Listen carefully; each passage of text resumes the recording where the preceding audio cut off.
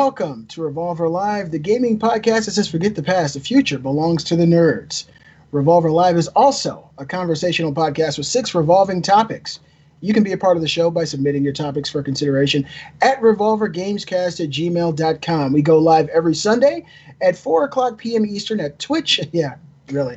At twitch.tv/Briar Rabbit. The video is then shared on YouTube at Briar's channel and my channel, Beastly Gamer. We're also available on Podbean, iTunes, or wherever you do your podcasting, wherever you like to listen. And with that, welcome back to Revolver Live episode 43, 3 weeks away. Welcome back, guys. It's been a true weight on my heart. I feel like the weight's been lifted now that I see you guys. Welcome back. Same. How you guys doing? Good to be back, man. I'd like to thank my manager and my accountant. But most of all, the girl at Starbucks who gets my cold brew coffee just right.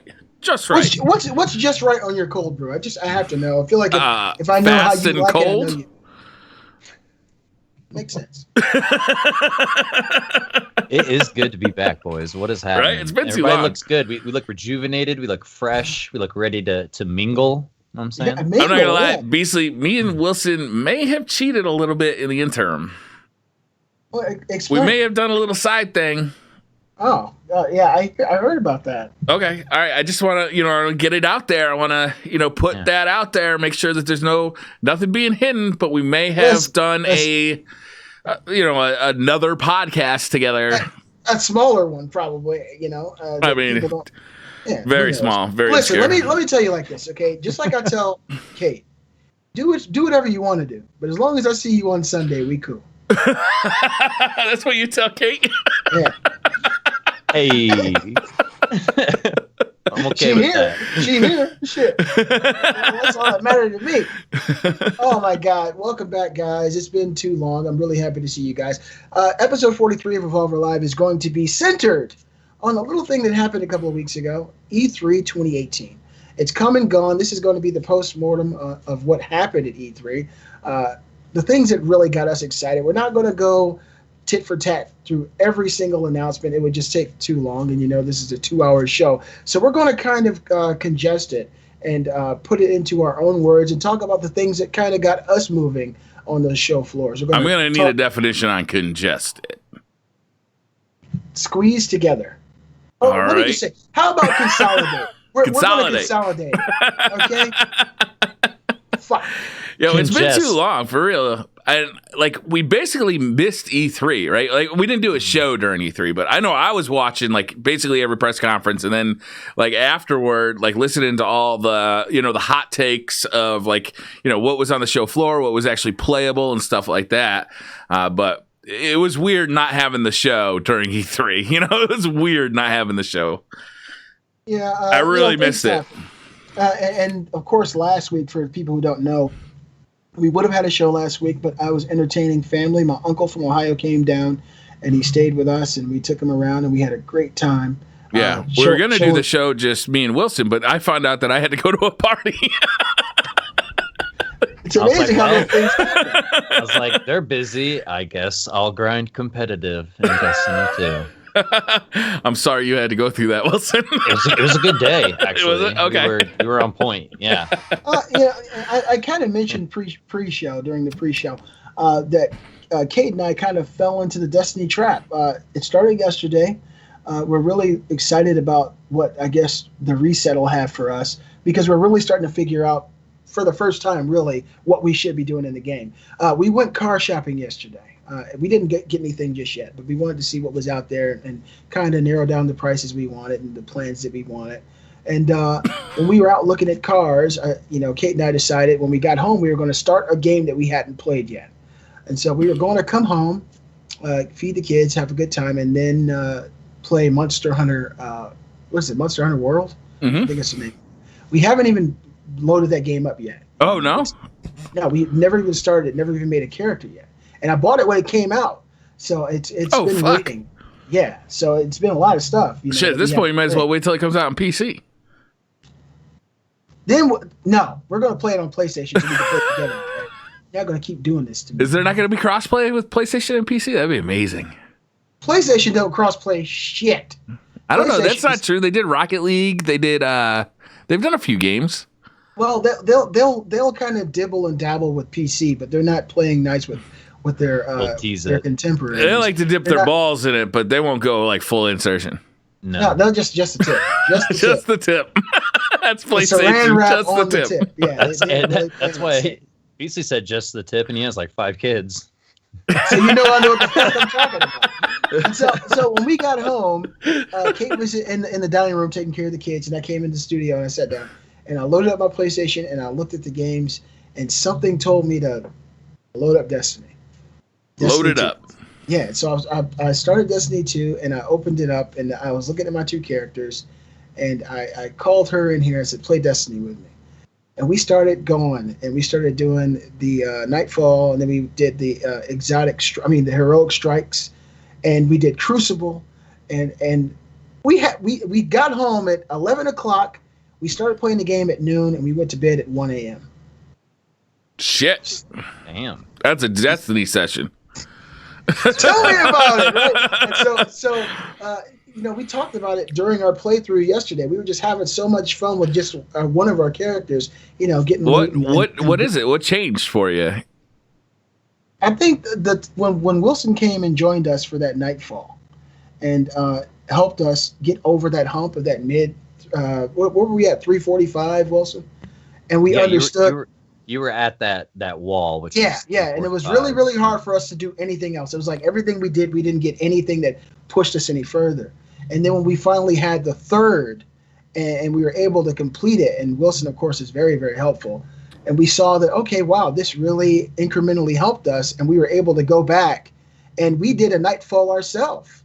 After Wilson helped us out, Kate and I did a Nightfall by ourselves after that. I may have jumped in and helped you, but I'd like to think that it was the Icelios sniper rifle with the arc burn on Soul who could not hang. I just once I get box breathing going on that thing, it's just pop pop pop pop pop pop, just rocking them, and that worm drops like a tremor, sure did, yeah, like a graboid, just an anaconda. But when Kate and I started understanding, these things need to be done for you to see gains in the game, and how fun it is to change your character and feel more powerful, and to go into these places that previously were just unbeatable. You could not do it. And then see just 2 or 3 power points, how that changes the meta. It changes the way the game is played, the way that you feel in these situations. It's just been really damn exciting. So we got up this morning at 8. And we came in here and started playing. And I was going to do the Beastly Thoughts show at noon, and that fell through at the very, very, very last minute. And I looked at her, I called her back in here and said, let's get back on Destiny. So I've been on Destiny all day. We've done almost all the possible events that we can do this week, besides raids. And, of course, we can go into Iron Banner. But I'm super excited about next week, about the reset, about getting these characters up.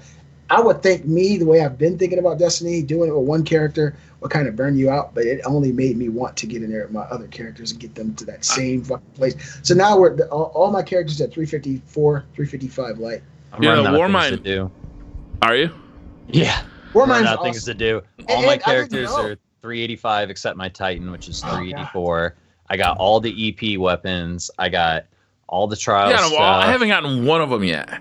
I've gotten my character to rank 35 Iron Banner with all the ornaments. Faction Rally coming up next week, but I don't even know if I'm going to participate in the Faction Rally. Like the other two. Guys, real quick. That catalyst. Today, Kate and I really needed help doing the heroic strikes on our secondary characters to actually get, start leveling up. And I did go to the Warren and I asked for help.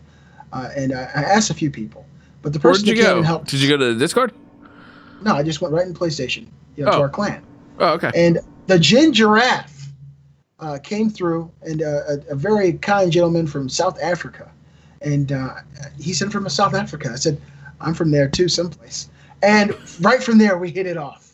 And this guy was there to help us and get us over the hump. And he was very instrumental in Kate and I seeing success with our secondary characters today. Gin Giraffe, thank you so much. Much love from the United States and South Africa. Good people and a great Destiny player. Thank you so much to the Warren for the help that you guys give us. Awesome game. I'm loving it. Yeah, man.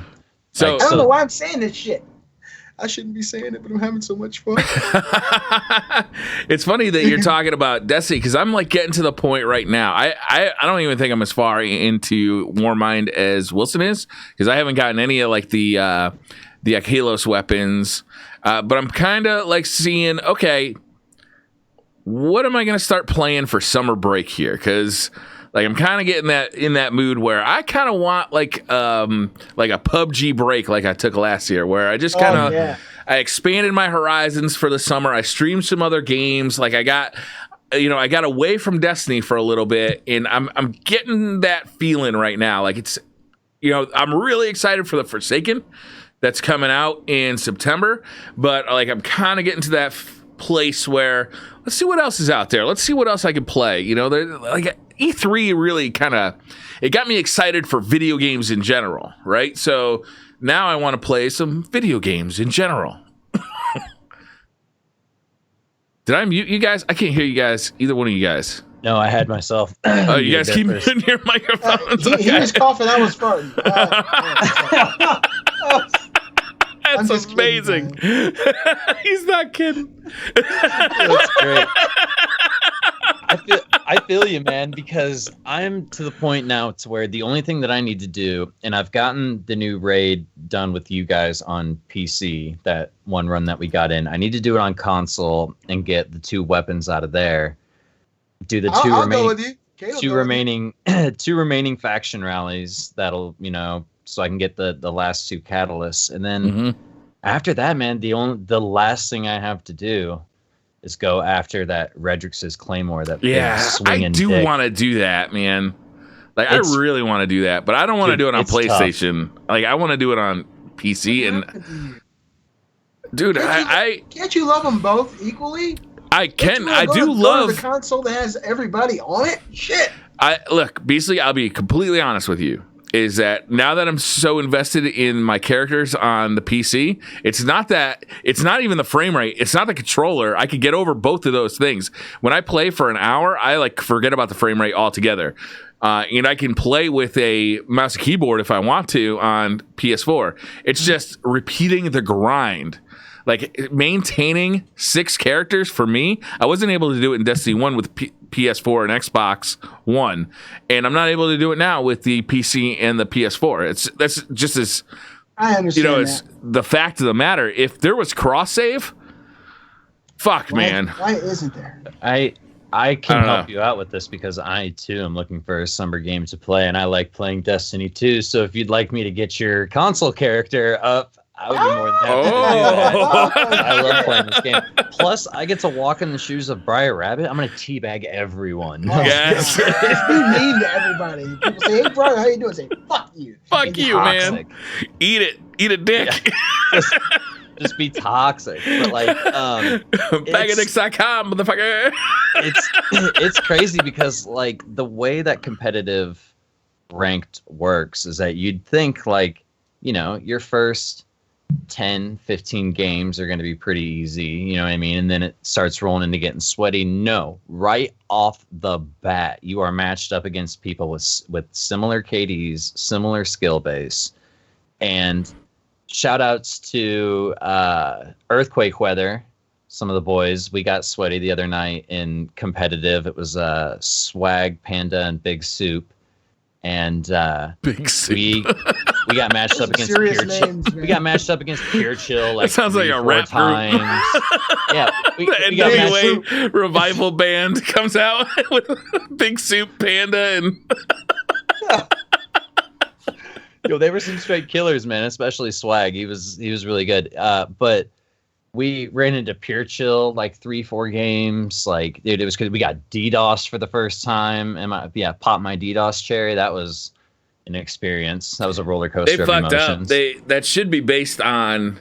It should be its own matchmaking criteria, right? It's like if you're low level in that playlist, then you should be matching other people that are low level in that playlist, so that the tiers of that playlist actually separate how good you are, as opposed to just being matched up against KD. Yeah, we had a really good run, man. We made like several hundred points towards our rank. Like we were on a really good roll. Like we won a game against some of these crazy teams, lost a game. Like, we were kind of ping-ponging back and forth. And then we get DDoS, and I get a 10-minute penalty and fined 100 points off my score for getting DDoS. Which that's fucked. Needless to say, took the wind out of my fucking sails after that. But we came back, played another game, came back strong. Probably the strongest game we played was the game after our little temporary ban got lifted for backing out early. And sometimes you gotta do that. I mean, sometimes you have to do that. It was tough though. Like, usually you get rewarded for pulling out early. Yeah, I know. Beasley, you wouldn't know what we're talking about here. Like you guys are speaking Klingon right now. Right over his head. Yeah, we're speaking Elvish. But like so I'm like 500 points in, and I've got like 1,500 points more to go. After like that was like one night of grinding, we got up to like roughly 500, or I did. They're way ahead of me, but it's gonna be a long grind, man. So I'm hoping to just knock that out, and like Briar said, find some good summer games to play. And, yeah, because I'm gonna go balls deep into Forsaken, dude. We're gonna Forsaken. You know that I had no idea that the fans of Destiny were as feverish as they were at E3. I did some reaction videos, and I did the Forsaken reaction. I didn't expect it to even go anywhere, but that was like the biggest video I've done in a very long time. The Forsaken? Yeah. No My shit. reaction to that, yeah, I mean, just kind of blew up, you know, and just over 10,000 views in like a matter of hours. It was kind of crazy. But that really, you know, kind of got me invested more into the story. Characters I genuinely like, seeing shit go down in a very bad way. You know, Heavy Metal Mama came along and told me she's Beastly the tears. I said, I understand. She's like, why the fuck are you not crying? I was like, I don't know. Can we talk about that trailer real quick while we're on the subject? Like, we might as well. Like, dude, no, I refuse to acknowledge it, frankly. I am shook.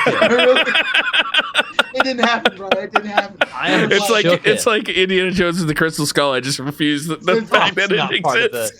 It's the Star Wars prequel. It's like, dude, somebody posted, my friend Chibi Kim posted what was it, 10 or 8 stages of grief or whatever. And you could see it happening on Twitter, everyone going through the stages of grief over this trailer. And dude, I was one of them. I'm not going to lie. Like, I was straight affected by this when I saw that. About to say a few. No. Dude, he's the only character that anybody gives a shit about in the whole game. He's the only one. I get why they have to do it, but I don't have to like it necessarily. Like, I understand why they're doing it, but like, I think there's an issue with them and what's his name who plays the character? Nathan Fillion. I honestly do. I think there's an issue between those two. There was like some rumors that he like unfollowed somebody at Bungie, and like I heard, like it was like right as soon as I heard it was like, why would you kill your most popular character? Are you paying too much to Nathan Fillion? Like, does he cost too much? Yeah, and I think it might be that. Like, I honestly think it might be that. But it might be worth it if they're paying him more than the other voice actors, because he's the only character that people have really connected with. Man. Look at everybody. Look at you guys. Attached to K6. Nobody else had any character. There's nobody else is going to get that Eris reaction. Morn, I think, was at least had some character, but nobody actually likes her, right? Because she's not like a likable person. Yeah, it's her character though. But at least she was a character.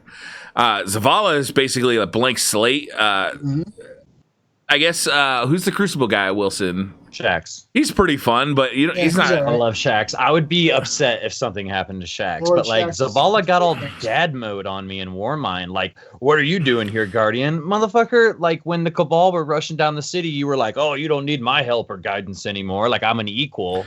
Zavala's like, don't you think you played enough video games? Shouldn't you be outside mowing the lawn? Like, motherfucker. Yeah, now all of a sudden I'm at the fucking kids' table during Thanksgiving at the tower, and it's not fucking cool, man. Like, I put in work to be at the big boy table and be able to explore Hellas Basin at my own will. But like, back to the whole like Cade thing, like, dude, even the next day, like, I got a rain day at work, and it wasn't raining where I live, so I was out mowing the lawn, and like the whole time I was mowing the lawn, like, that trailer was on my mind, and I've never been this motivated in my entire life. Were you crying when you were mowing the lawn? In Destiny. It was hot. It was hot. It might have been. It was a sweat, man. Motherfucker. All right. need a headband. My eye. Where's my Sweet Dick Willie headband? I need that branded merchandise. It got my eye. You know, Beastly. Sweat, you know what I mean? We need Sweet Dick Willie merch. Might have been confused with tears. But for the first time in Destiny, like, I'm super motivated to go after Uldren or a character, and like there's not a reason why. Yeah, and I the want to take Barons them too. out. Yeah, I mean it's effective for sure, but well, I mean, I want him. What I'm worried about isn't so much the Forsaken, because we're gonna be hyper motivated to fuck shit up in the Forsaken DLC. What I'm worried about is after the Forsaken DLC, when we have no characters that we give a shit about in Destiny. Hold on, guys. Hold on. Are you guys 100% sure? Or do you guys even believe that Bungie would do something like this? Or is it possible they're doing the whole Avengers Infinity War, killing off favorites? I don't think they would kill off Cade 6, man. I do. I do think they're killing him off, 100%. What? Yeah, from what Briar said, and from a Guardian standpoint, his ghost is dead. From an Exo standpoint, you can't just reboot them because they died. They reboot their mind because they reboot the Exos because the human mind tries to reject the Exo body. And there's this thing called degenerative rampancy or something like that. And like you literally get rebooted so that you start the process of being an Exo over again mentally. So and Cade 6 has done things. Cade 6 has done things to remember stuff from the past. Like he remembers his son Ace. There's parts about he may be the only person who remembers the collapse of the Golden Age when it happened. Like he was alive during that. And like there's we're never gonna explore that. Yeah, the Taken King, he would hide cards like spades for weapons, diamonds for, treasures, and then hearts signified like a woman that he was in love with that worked it. Because a woman's ass is shaped like a heart when you turn it upside down. And like he fell in love with some chick at Clovis Bray. I can't remember her name. Maya Sandaresh, I think was her name that he fell in love with. But you can't just reboot him because he's an Exo. Now, there's a lot of theories out there that at the end of the trailer, there's a hunter carrying him. And a lot of people seem to think that that's the Exo Stranger. But at the same time, they've been every like tidbit of video that they show, like your Guardian, for some reason it says a hunter. So I don't know if that's just like continuing the theme of them showing the same character representing your character. Like, I don't know, but I think he's dead. Oh, that'd be crazy. And yeah, it sucks. But who's going to take over? Zavala? I don't think Zavala's got it in him, dude. Ikora's 100% dad mode. Like, Ikora's cool, but like they're going to have to definitely introduce... Ikora's like cool, like your like college professor is cool. Like, she's 100% like you're cool for a college professor, but I don't really want to hang out with you after the class. I would like to see like Amanda Holiday expanded upon. Naked? Maybe. Oh, I'm sorry, my bad. Yeah, Amanda Holiday would be cool to like kind of step up. I mean, not necessarily to take the Hunter Vanguard, but that's another thing too. Who's gonna be our Hunter Vanguard? Are we just gonna go in all the way through the rest of Destiny 2 without a Hunter Vanguard? What if our Hunter became the Hunter Vanguard? So what? Like we just pass out engrams to everyone all day? Like I'm not doing that. I'm toxic. I'm keeping that shit. Yeah, no, that doesn't work. At least you're honest. That doesn't work for me. Like, oh, this package had masterwork in it? Nah. Negative. Oh, you got another blue. Sorry. Briar, you get this one. You're basically Rahul. Yeah. Yo, let's talk about some other E3 shit. All right, so let's get started with Xbox. We don't need to go through everything, but Xbox came out this year swinging absolutely, to me, what they needed to do. Xbox, in my opinion, had been lagging behind the competition because they lacked exclusives. Phil Spencer came out, hit the floor, and talked about 50 games, many of them being Xbox exclusives for the console and for PC, which I still think is a bad idea. They also... Why do you think that's a bad idea, Beasley? It gives you less of a reason to buy an Xbox console. I mean, but you're still playing the game. Say what? You're still playing the game. You're still in the Microsoft universe. It's different. If let's say The Last of Us came to PC, how many people wouldn't have bought a PlayStation 4? It's not the same because Microsoft owns Windows and the Xbox. Sony doesn't own Windows. It's not the same. It's not a valid comparison. Yeah, well, I mean, to me, it's serving two masters. If that's the case, if you own Microsoft's got the Xbox Store. Microsoft's got the Xbox Store on PC. They got, they own Windows. They own the Xbox. So it's like, it doesn't matter where you play a game, they're still making out, and they can offer the added value for Xbox players that if you buy Gears of War 4, then you can play it on your Xbox or you can play it on your PC, depending on if you want to sit in the living room or at your desk. I play it on PC. I have it on PC and my Xbox. I understand that. That's kind of like a egalitarian way of looking at it. But for me, as a console lover, and for people who love consoles first, I think it's a bad idea. You can't serve two masters. I don't understand who the loser is here, though. You can't, if you're competing against yourself. They're not competing against themselves. They absolutely are. No, they're not. If you have an Xbox console and you're serving a console market, but which one do you want to grow? Which one do you want to grow? They want both to grow. But they're offering more value to both people. But it's different because if you buy, it's not different. It's more value to both people. Let me finish. If you buy a $60 game on your PC, that's fine. You already own a PC. You didn't buy your computer from Microsoft. They have Windows. Fine. But if that game wasn't on PC, you'd have to buy a console, which is multiple hundreds of dollars, and then the game. They're competing against themselves, and they're losing out by selling a $60 game on a PC versus selling a console with those games. It's just mathematics. I think you're looking at it short-sighted. I think what they're actually doing is they're building an ecosystem of gamers in the living room. Shit. Oh, hey, I let you finish. You got to let me finish.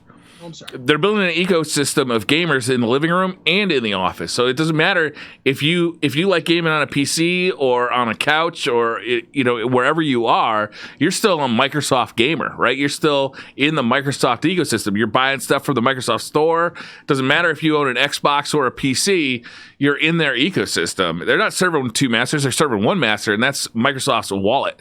That's not true. The reason I think that they're serving two masters is because the Xbox is in direct competition.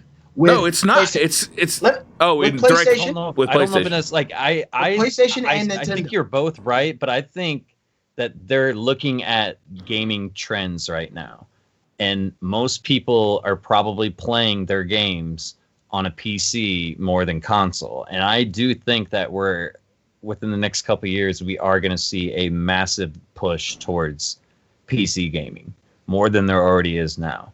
And that's what I feel about this whole discussion. I feel like both of you guys are right, but I feel like they may start leaning in towards PC gaming, like being their main frontier. Like, cool, you own an Xbox, you have the option to play it. They're allowing a lot of cross plays on games, like, with Sea of Thieves and stuff like that. But like Briar said, like, to play any Microsoft exclusive game, you either have to have a PC or an Xbox. Either way, you're buying into their ecosystem. And I guarantee you they're making more money off Windows and PC gaming than they are off just the Xbox market. Right, and they're getting you to go to the Xbox or the Microsoft Store, which has more than just games in it, right? It's like they got, they got fucking Microsoft Office in there, and like all that other shit. I'm telling you, they're making a push. Like this is gonna be their move towards the PC digital era. I might be wrong. I might be out of touch, and I'm totally fine with that.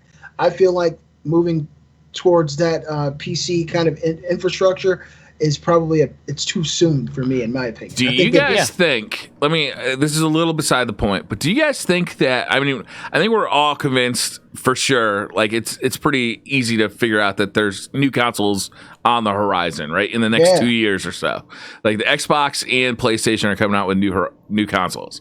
Yeah. Do you guys think there's going to be another generation of consoles after that? Yeah. Me and my cousin Conman were talking about this, and I tend to lean towards the side of I don't know if there will be more consoles. I think it might lean more towards streaming services, to where they run all the hardware on their end and you stream it to a small device in your living room, you know what I mean, or your office or wherever you're playing. Because in order for them to keep up with these technological demands that we have for processing, for graphics, for other media on our consoles and stuff like that, like the whole point of a console is for it to be affordable.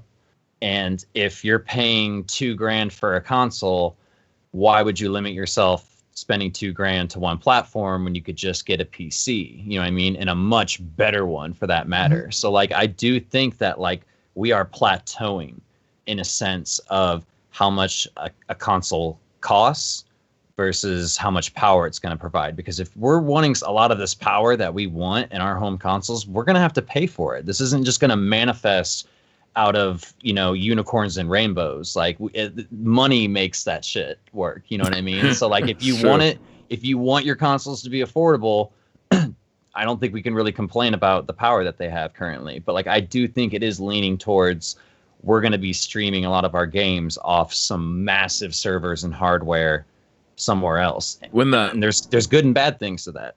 Well, when the PlayStation and the Xbox first came out, BC will remember this. I was disappointed in the power that they exhibited right when they showed up for the very first time back in 2013. I was like, you know, 4K TVs are a thing. Like, why aren't these things supporting 4K? We had to wait for the Pro and the X version for them to support 4K, or the S version, I guess, in the Xbox. You know, it's like, you know, like, why are we waiting on these things? It's because of cost. Like Wilson said, it's like they can't just throw unlimited funds at building these machines because people end up having to pay for them. And you know, Sony's learned the hard way. You can't sell a $600 console. It's just not a thing. You know. Well, the Xbox couldn't even sell a $500 one. So it's really like, it seems like $400 is the top. I think at some point in time we will see a completely online infrastructure for streaming games. I think that the Netflix of video games is going to happen at some point. I don't think it'll be the generation after the coming generation. The reason is I don't see that it trending in that direction for anyone besides Microsoft.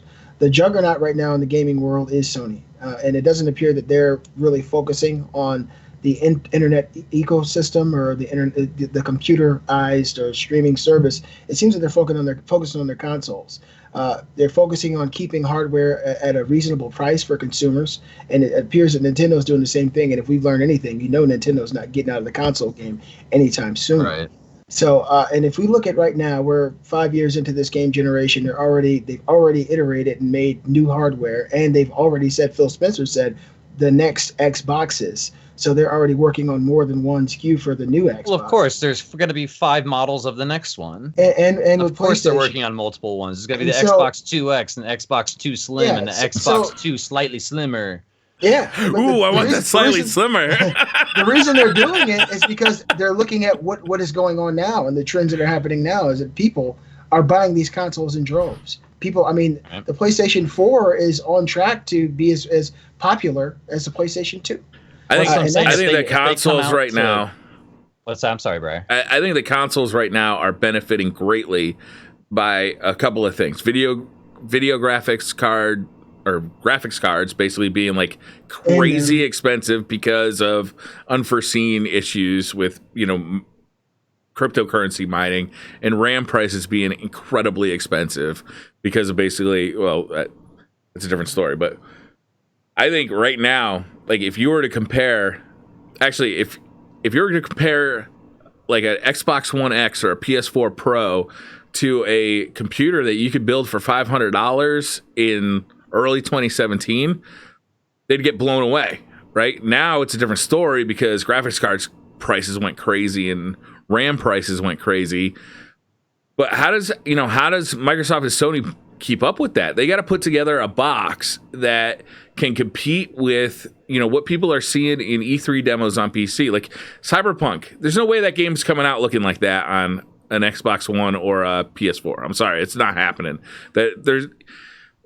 People came out of that demo saying, "Holy shit, this is like, you know, the most incredible thing I've ever seen." And they released the specs that game was shown on, and it was a top of the line computer. It was a $3,000 computer. It was a quantum computer. It was a quantum computer. It was running on an alien spaceship.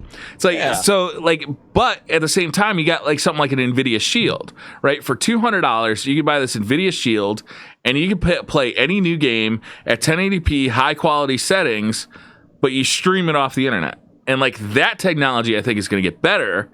You won't have to upgrade your NVIDIA Shield every 2 to 6 years to make sure you can keep playing the most current games. And if you do have to upgrade it, it's a $200 purchase instead of a $400 purchase.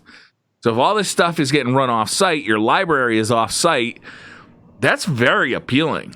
That's very appealing. It is, right? But the one thing that we're not taking into account here is that there are people out there who are just plain and simple console gamers.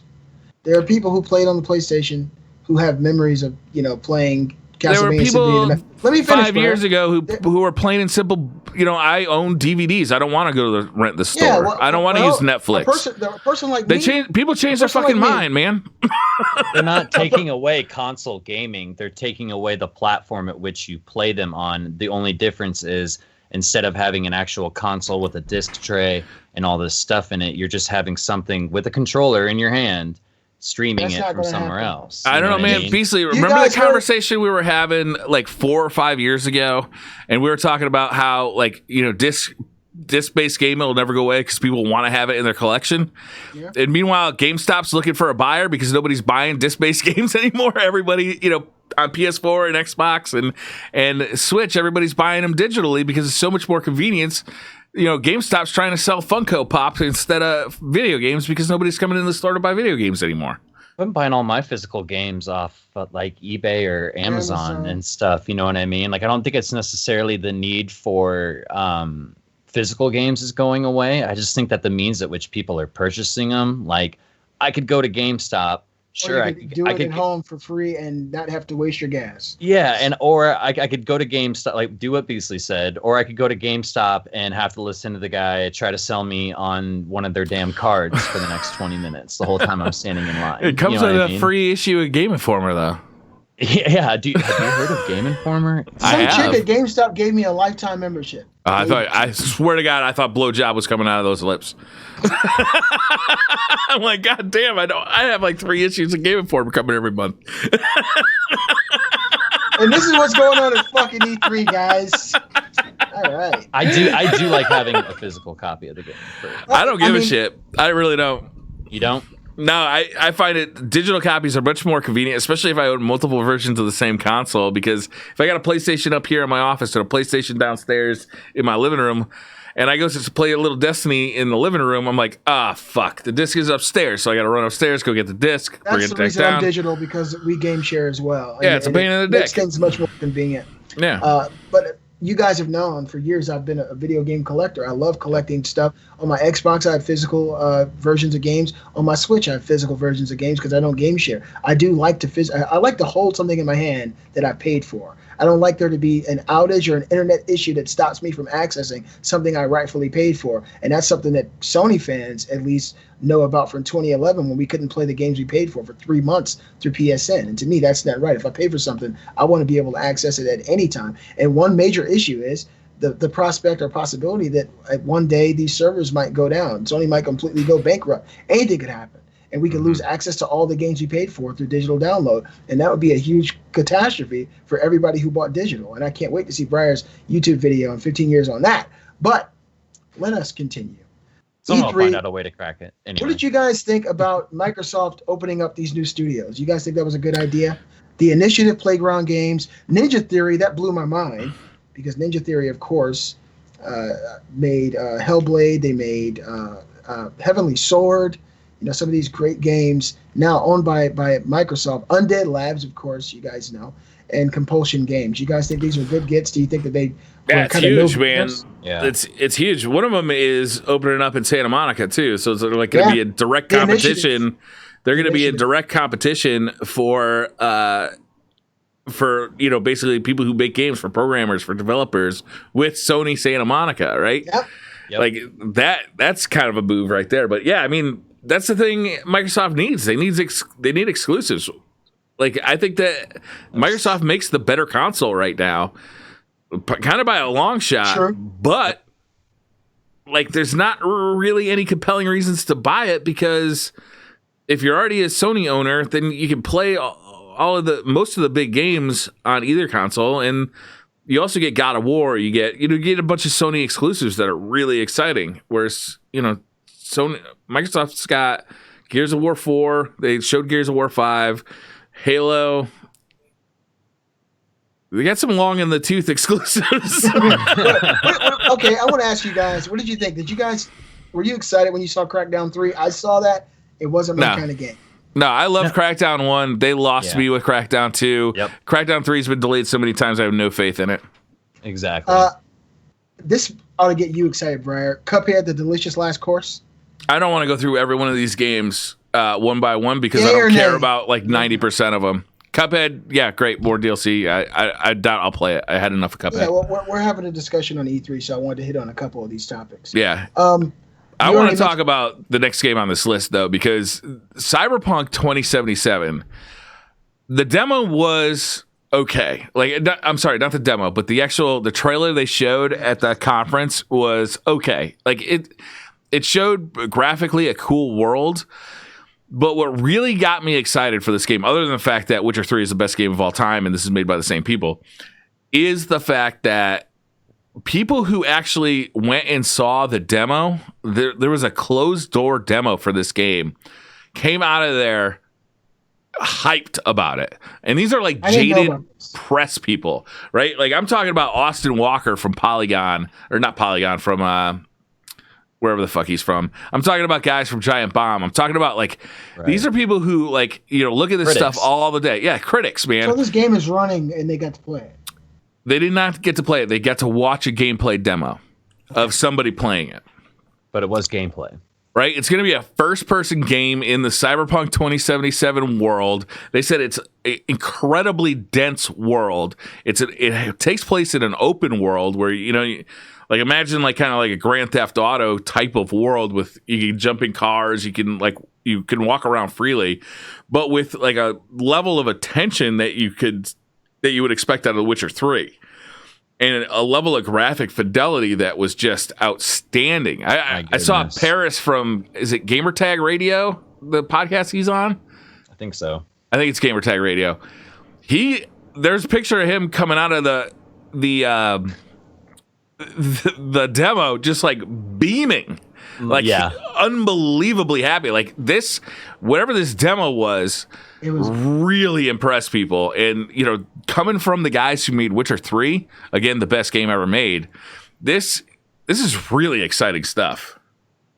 Dude, it looks, because the whole time I was watching the trailer or whatever, I feel like the trailer did a good job of setting your expectations of what kind of world you're going to be in. Yeah. I mean, it wasn't focused on gameplay at all, but it definitely was the whole time in the back of my mind, I'm thinking Witcher 3 in this cyberpunk futuristic world. I'm going to be going around doing all these quests, hearing all these mini stories, and your main character doesn't exactly look like a good guy. He looks like a guy that might kind of waffle in between. I'm sure you're going to get to decide a lot of, your interactions and what kind of person you're going to be, because that's a classic move for them to do.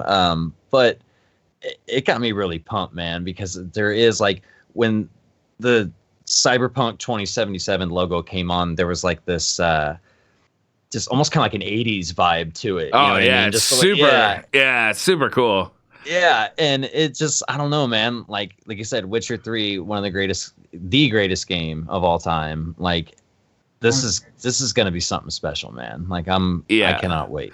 It really feels like, from what I've been hearing, the buzz around this is that it takes things that you are established gameplay wise, but it does it so much better, and it adds so much detail to everything, and you have that level of quality that came out of The Witcher as far as questing goes. That demo that they played, or they watched me and played, they were told it was a side quest. It wasn't even a main story quest, and right. People were blown away by it. Right, and you said that they said there's no way this is being played on current hardware. So there's some debate about this. CD Projekt Red has said that the game is coming out for current consoles, or it's being planned for the current generation. A lot of people who came out of the demo said there's no way, it's just not happening, right? But it could be that we saw the best version of it, or that they saw the best version of it running on a $3,000 computer. They're really it was an i7 8700K with a GTX 1080 Ti. It was a very expensive, very high-end computer. It was running at 30 frames per second. It did drop some frames, they said, too, so it wasn't even running perfectly. So it could be that, this is still in development. It hasn't been optimized yet. We don't even know if it's coming out in 2019 or 2020. Like, it's not, we don't even know when it's coming out. It could be that it's coming out. It'll look, it'll play at 720p, 30 frames per second on the current generation's consoles, and play at 4K. Who knows what's going to happen as far as that goes. But just the amount of characters on the screen, the city was filled with people. And there were not people just walking Assassin's Creed style in straight lines across the screen. There were people doing things, like there's some people going about their day. Okay. Yeah. Going about their day, like having conversations, like stopping, talking to other people, sitting there, flipping bottle caps into a cup on the curb, like just very rich, very real feeling world. I was just hoping for another Witcher. I was hoping for a Witcher in 2077, right?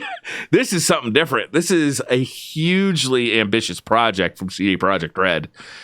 What do you think are the reasons do you guys give any credence to it? Maybe Xbox being their lead console? The reason that they revealed this at the Xbox? I think they have a deal with Microsoft. The same as they had with Witcher 3 was unveiled for the first time at the Microsoft conference. Wow. Yep. Okay, it looks really interesting to me. Of course, we know CD Projekt Red, and they've earned their respect from gamers. I can't wait to see it. I'm thinking maybe 2020, the way that game looked. I couldn't imagine it next year. The fact that they had a private demo that you couldn't play, you could only view, and the fact that they only had a trailer with no gameplay leads me to believe that it's at least going to be 2020. Yeah, I'm hoping fall 2019 or spring 2020, but I feel like I want that game now, dude. I want this game for the summer between Forsaken. Well, that's how I feel about E3. That stuff looks great, but fuck, when is it coming out? Every fucking big name on this list, everything I got excited about at E3, maybe 2019, probably 2020, and that's a bummer. Can I tell you guys about a game that I'm excited to play with you that we won't get to play in the Beasley, what do you got?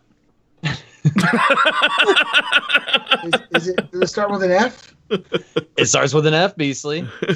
I cannot have two numbers in it? There's two numbers in it, two good numbers, mind you, because our friend Hove76 has those numbers as well. But my God, can I kill Hove76 in Fallout 76? I hope so. I hope he plays. I'd love to troll the shit out of Hove in that game if he plays. This is the game I was going to talk about too, Wilson. This is then take it away, Beasley. Take it away, my man. Was I the only one completely blown away? First of all, when they showed Fallout 76 and the graphical fidelity, it really was a shock to me compared to what we got in Fallout 4. In such a short period of time, the world completely changed. Open world looked like a completely different engine. And then when I think they it took is the stage, and they mentioned that this is an open world co-op experience that you can play with your friends, I jumped up in my living room and ran around, and I was screaming at Kate. I said, "We're finally get to experience Fallout together and go out there in this wasteland with our friends." This is, to me, one of the biggest and most exciting announcements that came from the E3 the Microsoft press conference. What's that guy's name that was on was it Todd Howard? Is that Todd his name? Howard, yeah. He's awesome. Yeah, he is. I gotta say, I didn't know what, because we heard the Jason Schreier rumors, right? That Fallout 76 wasn't going to be like a main Fallout game. It was going to be, some kind of open world survival game, right? And a lot of people were upset, but I was like, that sounds actually kind of interesting to me, because I used to love Fallout 3, but in a post-Destiny world where I really enjoy doing shit with my friends, a multiplayer Fallout is interesting. Unbelievable. Right? The possibilities really are just interesting. insane. That's what I'm saying. We get to build bases. We get to freaking, dude, I want to role play it. I just want to hop on a server, role play it like it's like we're actual survivors of the wasteland. But can I bring my Sea of Thieves character into Fallout 76? You can do whatever you'd like, Briar. It's role play. You can do whatever you want to do. You could be a post-apocalyptic pirate if you want to be. So, Beasley, you mentioned the graphical fidelity. I'm so glad that they chose Virginia for the location, because DC was cool, Vegas was cool, all this stuff, but the city and the dirt and the dinge, it just became so bland, and you're seeing the same place over and over again, and from what we saw, I mean, I'm sure there'll be some of that, but it looks beautiful. Like there's green, there's lush, there's mountains, there's John fucking Denver, dude. Like when they were playing the music, like it was so good. Yeah, when they showed the terrain and the way that it looked, Virginia, and you could see the trees swaying and the grass moving. It's West Virginia, FYI.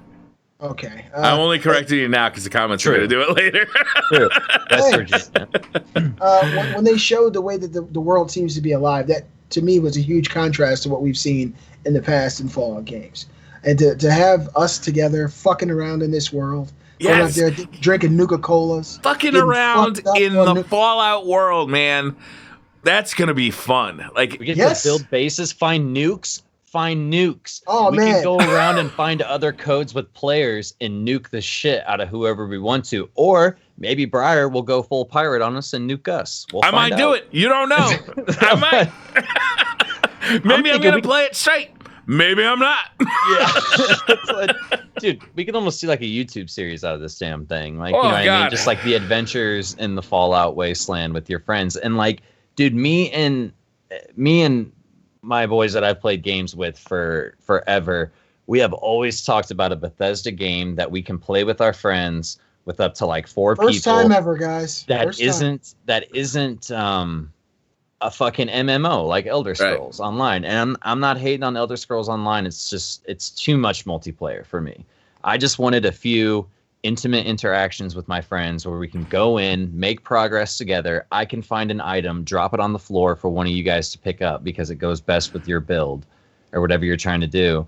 And dude, there's all the exploring. Like, you know how many times we're gonna go out to find the world is supposed to be huge too. That's what I'm saying. 4 times bigger. We're gonna get so distracted from our primary objective of finding nukes that we're just gonna get into so many fucking shenanigans in this game. I can see us now going into a vault and doing what they do stereotypically in film.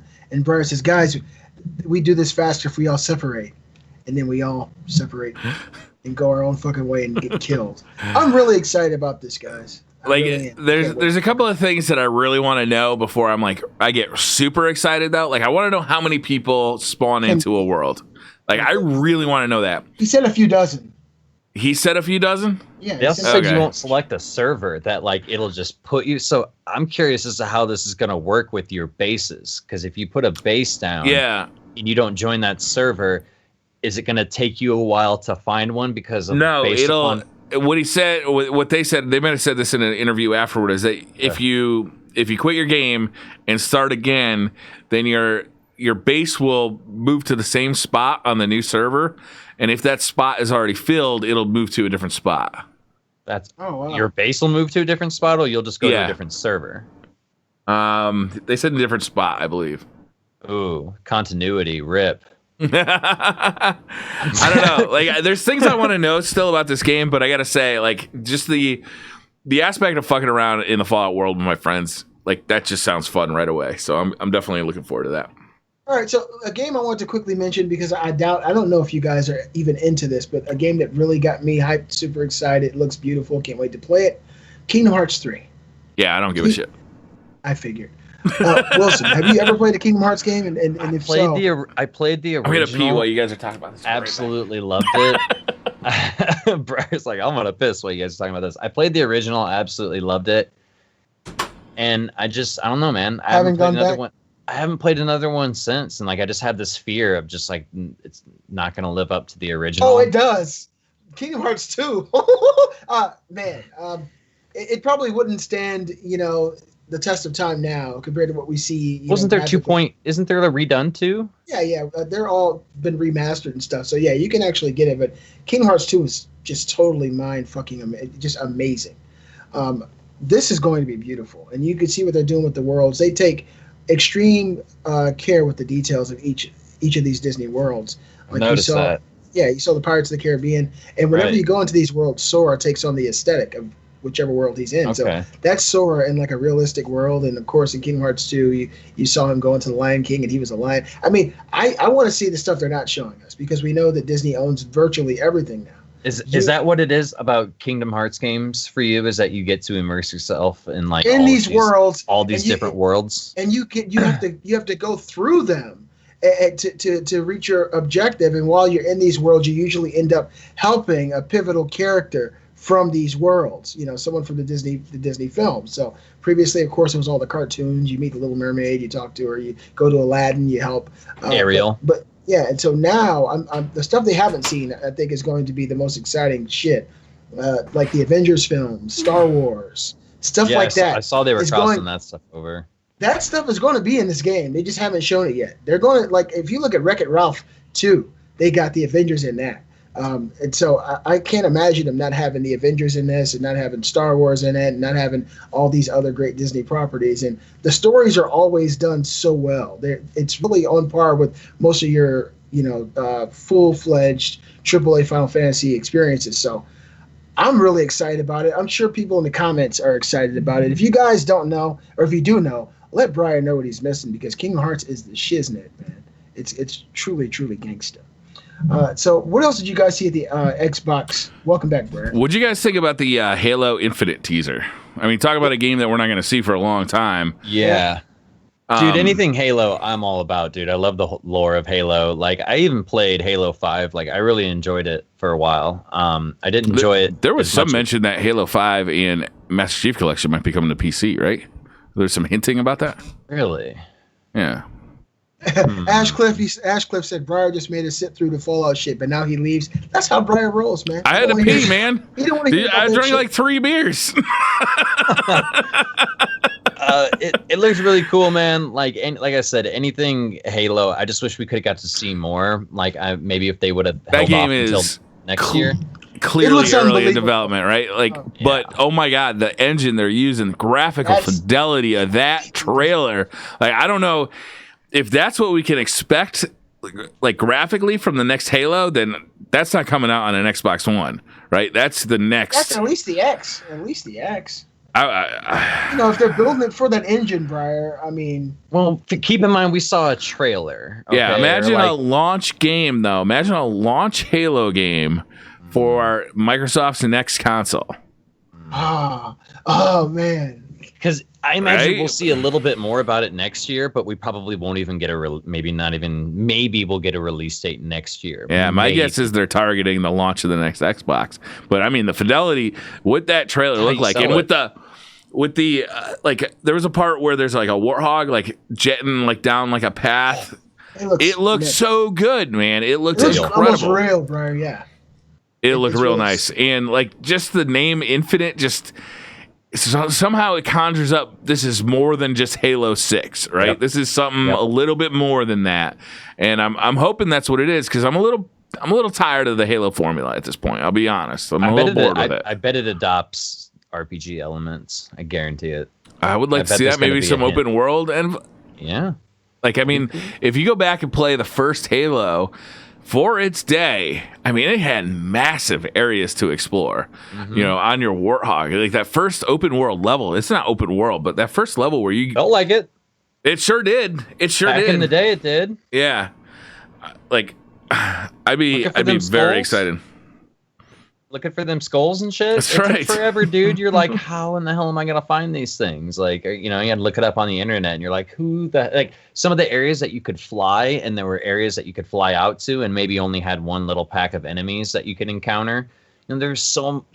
It just seemed so vast at the time, but it really did. I really think what would sell the next Halo is launch console game and open world. Maybe some RPG elements or not, but like, how cool would it be to maybe do the campaign? I don't know, I guess we didn't do the campaign. Maybe just not even play as Master Chief. Maybe we're our own individual. Maybe the Spartan program got booted back up, and that's how you. They did show him. They showed him holding his. Right, I get that, but I'm just saying. Oh, even the masks look like more like a Halo 1 mask than like the recent Halo. Right, like the original suit or whatever. But Guardians and all that, yeah. It'd be cool if we just played as our own Spartan, and then we could have all these Spartans running around in an open world. Like, I hate to get all like Destiny. It sounds like you're. Yeah, I don't know if I really want them to do another Destiny. Like, I already have a Destiny, and I've got more Destinies coming out. Right, I've got the new Avengers game, whatever that's going to be, Anthem. I got Division 2. It's like everybody wants to get in on this, like Avengers live. Yeah, everybody wants to get in on this like live service model, right? Mm-hmm. But there's something to be said for like, I do want the Cyberpunks of the world. I want the Last of Us of the world. I want those single player experiences to exist. You know, like I'm excited to play Fallout 76 with you knuckleheads, but I do want them to make Fallout 5. You know what I'm saying? Like, yeah, totally, 100% understand that. Did you guys get excited at all for the Division 2? Not really. It looked like more of the same to you? I got more excited by what their business model is going to be, about how a lot of the DLC is going to be free, like all of it. And like they already had like a content drop, like release schedule kind of. Isn't there some confusion that there's going to be like a season pass or something though? I'm pretty sure they came out and said it was all just going to be free. Yeah, there's something on their website. There's some confusion around it, I think. Okay. Interesting. But either way, like, I'm going to buy it. I'm going to check it out. Absolutely. Like, anything that is an RPG-esque experience, anything that I can play with friends, dude, like, I'm going to buy and check it out. Like, I even thought, like, and I'm sure we'll get into it, but, like, you know, looking at, like, Anthem and stuff like that, I wasn't too excited. But, like, looking at any game on its own, I'm not too excited. It's just the prospect, like, of playing with friends, you know what I mean? Yeah. Fucking around with friends. Yeah. I do. Exactly. Well, so like I like fucking around with friends, but I also like interesting activities to do with them, right? With them, yeah. So Sea of Thieves, I had a blast. I played it a ton when it first came out and had a blast doing it. But eventually, like, it just got repetitive and boring, right? It's like, because there just wasn't that much variety of shit to do. So there's got to be interesting gameplay loops, and I feel like that's what the Division never really gave to me. Like, I really liked it when they came out with that survival thing, but I've never actually finished the story of the Division. Like, I've never leveled up a character fully to level 30. No, I've never gotten there because it just gets bored every time I do it. I did on console. It was cool. I liked the story. Helicopter at the end. That was the last boss, Briar. Fucking helicopter. They were plot twists. Oh, thanks for the spoiler. But you had mentioned Sea of Thieves, and there was that other game that they showed there. Was that Skull and Bones? Yeah, I think it was. Yeah. I didn't actually get to see too much about it, but from what I've seen, journalists and other critics talking about is that this game kind of sounded like what we thought Sea of Thieves was going to be, like not just cruising around collecting treasure and bringing it back, like actual like quests, interactions, things like that. Like, so I'm definitely going to be keeping a closer eye on Skull and Bones. I haven't played Sea of Thieves since we played together. So you know what's fucked up is that in today's world, it's not enough for me to be excited about a video game. Is I want my friends to be excited about it too. Because if they're not, then I'm not going to have anybody to play it with. You know, it's a fucked up world that we live in all of a sudden. Never thought about it that way. I want to just hit one more game from the Xbox conference just to ask you guys your thoughts on what you saw. Metro Exodus. What did you think of that first person shooter? Yeah, I've been looking forward to that since they first showed it off. Did they first show it off last year or the year before? They showed it off last year. Was it last year? That was the first time they showed it? Yeah, I'm 100% in. Last Light and 2033 are both amazing games. Mm-hmm. I own those, but I haven't played them. Are they worth playing? Yeah, they're definitely worth playing. 100%. Absolutely. They're very good. They're very good. Graphically, they don't quite hold up anymore, but they're still okay looking. They're not like bad looking, but they have a Redux version available on Steam and consoles, I think, that looks a little better. It's been boosted up graphically. But they're very good. The story of them is very good. They play phenomenally. Like, they're good games. And that looks like it's really stepping it up a notch. It looks real cool. So those were kind of the big points for the Xbox conference. I think Xbox did really, really well this year. They brought out the big guns. They had tons of exclusive console and PC exclusives. The most exciting thing, Beasley, I think, was just their new initiative to like get some consoles back under their belt, right? It's like that's something that they used to have in the 360 era. And then seemingly Don Matrix kind of under his tenure, they kind of just let them all go. And Xbox has really suffered from that, right? It's a sad thing, Briar, because they have like you said, the most powerful console, easily the most powerful console capable of the most in the home. But they've let the development side go to the wayside. They let their exclusives kind of wander off the plantation. You know, and they've had some exclusives that just basically have been indefinitely canceled. They've had delay after delay after delay to the point where people are like, I'm not even excited about this game anymore. Crackdown 3 was supposed to be an Xbox One X launch game. Really? Mm-hmm. Well, we see what happened there. They got actors playing the main role, but to me, it's not for me. It's not one of those things for me. But it's really good to see what Phil Spencer's doing. He's turning, the Xbox brand around. I think that 2019, 2020 are going to be really good years for Xbox. I think, if anything, PlayStation and Nintendo really need to keep their eye on them at this point. I want to talk about Anthem a little. You guys want to talk about some Anthem? Sure. All right. Yeah, man. I gotta say, I'm gonna give you my first impression of the trailer, and then I'm gonna talk a little bit. I want to hear what you guys thought about it. But I saw that trailer, and I was like, I don't like the look of this game at all. It looked slow. It looked plotting. It looked boring. Like I watched that trailer. What press conference was that on? Was it EA? It was EA. Yeah. Yeah. They did like a 20-minute developer interview thing, and they showed some gameplay, and the gameplay just looked slow, like real slow. Apparently, so they were showing the slowest of the, are they called frames? What are they called? The Anthem. I think so, yeah. Monster, whatever they're called. Yeah. They were showing the Goliath, which is the biggest and slowest one. But then I start hearing, similar to with Cyberpunk, I start hearing kind of the hot takes of people who actually played it, and they let people got hands on with this game. So a lot of people in the Destiny community actually were able to play this game at E3, and what I heard was completely different than what I saw. Right? Oh. Apparently, the flying is super fun. Like the javelins, they're called javelins. Thank you, chat. Are really fun to pilot. The shooting is very fun. It's incredible. What I saw, what I experienced, and what I'm being told are two different fucking things about this game. Which one do you believe? I don't know yet. I mean, I already know I'm buying the game, so I'll get to figure it out. Yeah, I'll figure it out firsthand. But it's very odd to me. Do you think that games like this appeal to us because, especially for you guys, are you chasing that next better Destiny type of experience? I am. I'll be honest. I am. When something else comes out that I guess it fills all those spots that Destiny does, but expands on them. There's nothing that's going to do that. I mean, nothing on the horizon is going to do that. Destiny has a lot of pieces that really appeal to me personally, but what Anthem was kind of been touted as is sort of it's just PvE, and it's gonna go a little heavier into the PvE side of things. And from what we saw, it's got a real Monster Hunter vibe to it. Where Monster Hunter. Yeah, that's what I was gonna say. And the whole not having PvP thing, I don't know. There's no PvP. It was a bit of a turnoff for me, not at launch at least. It was a bit of a turnoff for me, but then at the same time, if I'm not gonna if I'm having questions about the core gameplay, maybe I don't want PvP in it. You know what I mean? If I am not enjoying what I like, I'm much with you, Briar. From what I saw, I was not impressed, not a fan.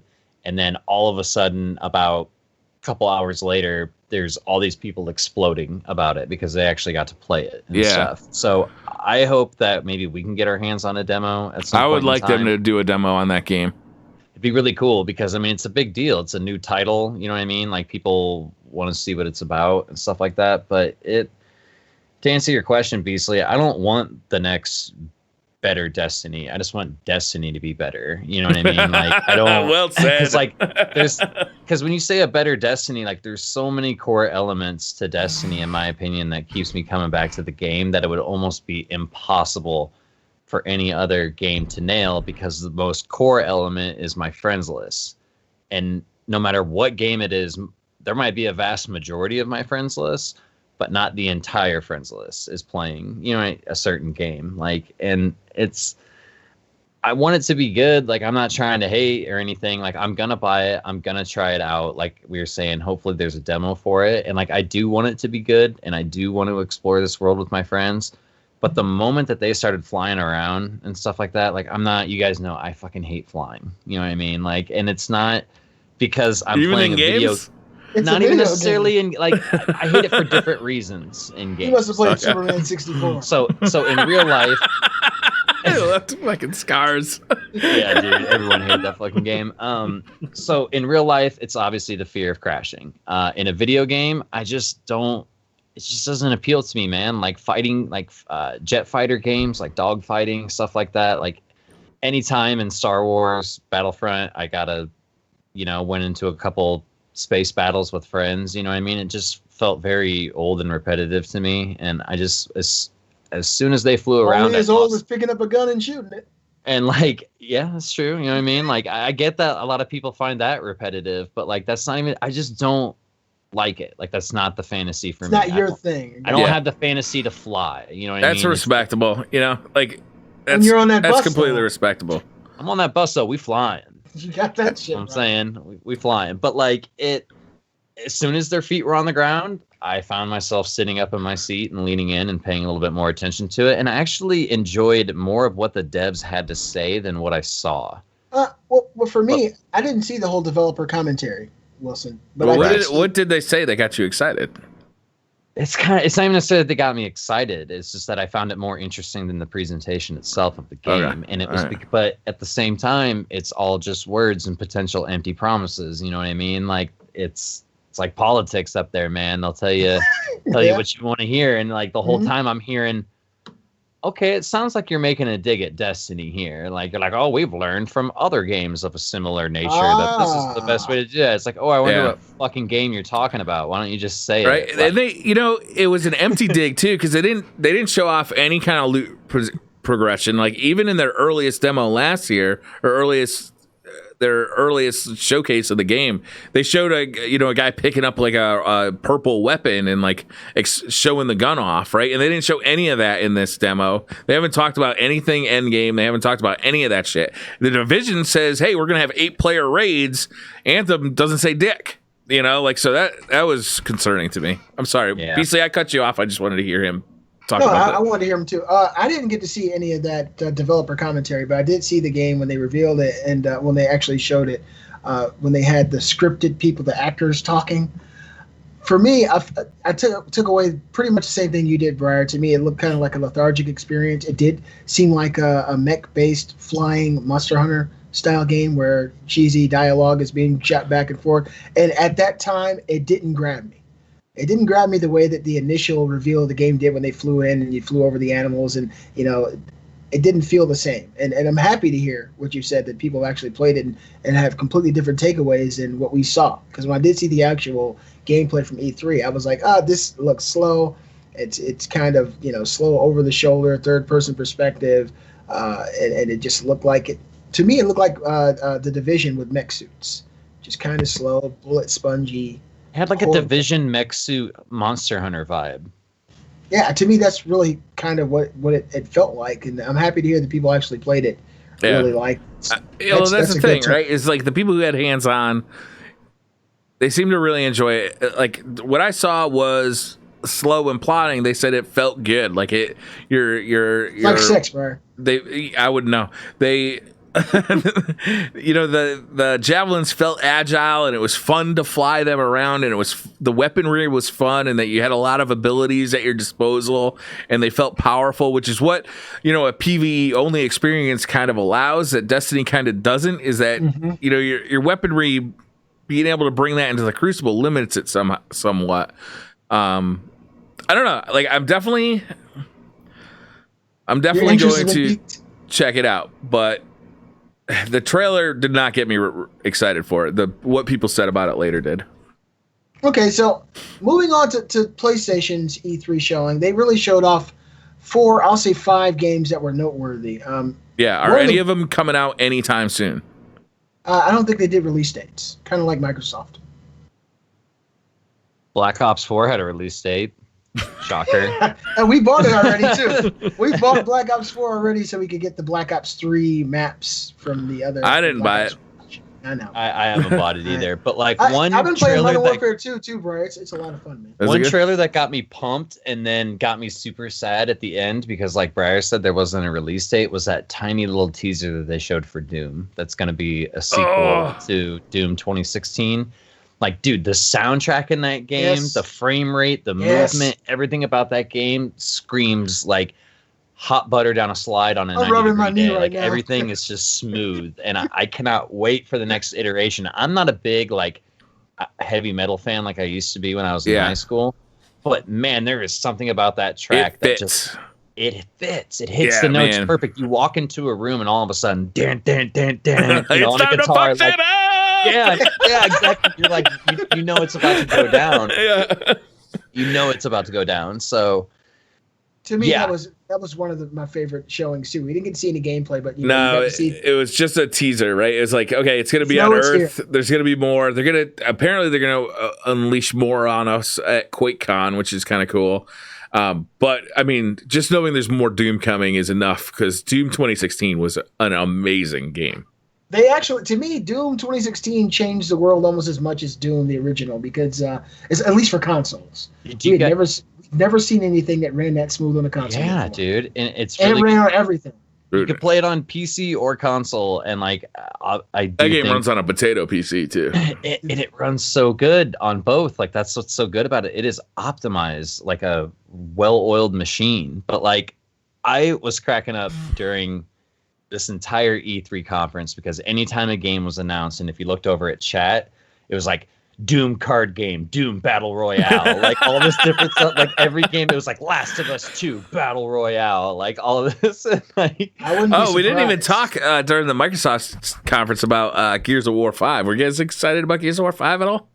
I'm not a huge Gears of War fan, to be totally honest. It looked fine to me. I like the idea that there's a new protagonist, and to me, it looks like more of Gears of War. It looks like Gears of War 4. Slightly better. I didn't even play Gears of War 4. I don't think I played the last two. Like they had that kind of one-off one, Judgment. And then they had 4. I never picked up 4.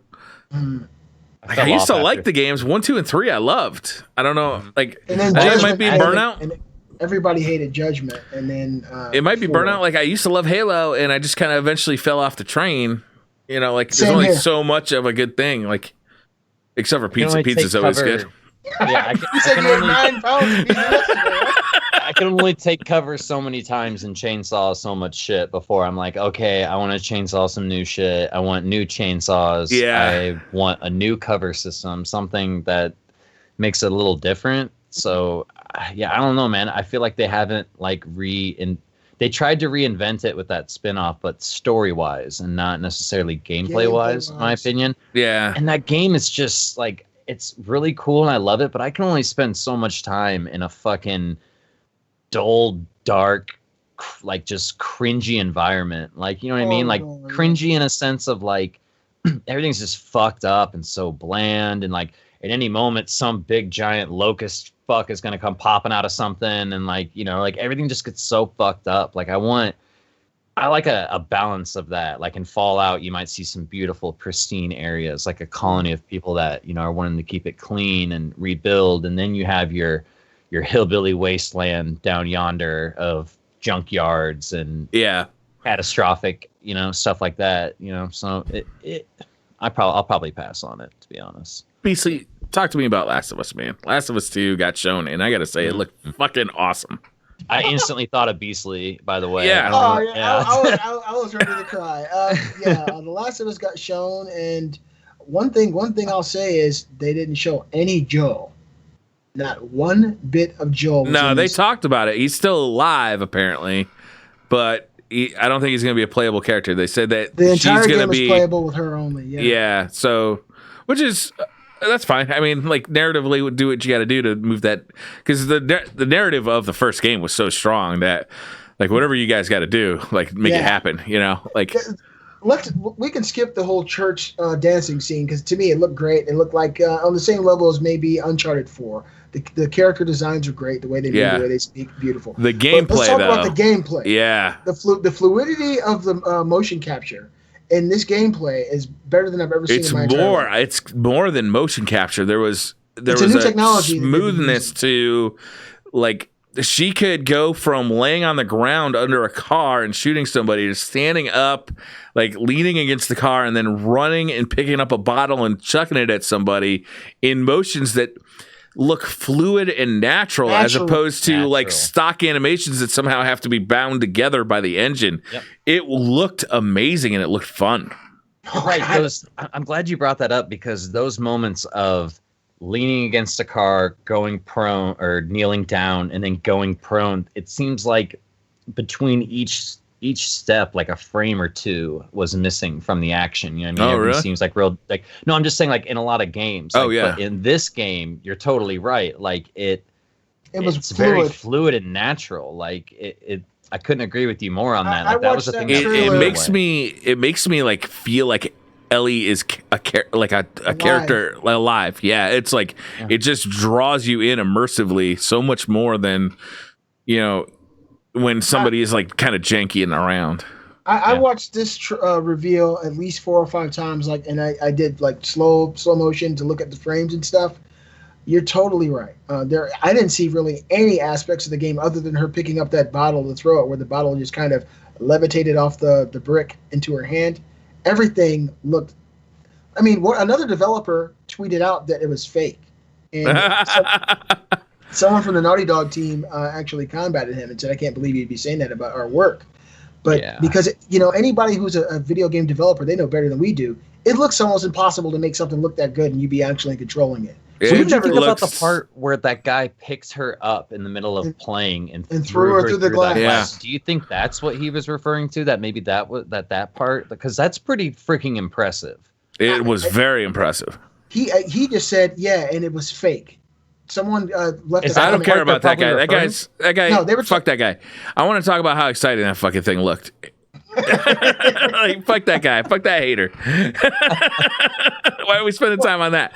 Look, there was the part where she got shot through the shoulder with the arrow, and that arrow persisted, and she had to take care of that wound. I thought was like, that's compelling gameplay too, because eventually you got to take care of this. And then the sneaking around in that like old shop, and there's like I don't know how to call him a boss character, but kind of like that bigger melee dude. It was so menacing. Oh my God, I can't wait for this game to come out. When is this game coming out, though? I don't know. I would say fall next year. Not you think 2019? But fall 2019. I mean, they've been teasing this thing hard for 2 years. The gameplay, though, Briar, the way that Ellie like kind of moves out of the way when people swing knives and things at her, and like the guy who's swinging the axe at her, I'm thinking how fast you have to be on your shit to avoid these kind of things, and how she ran into that shop. First, she did some crafting. She put a bomb on the tip of an arrow. She blew a guy up. That explosion sent shit flying and things falling.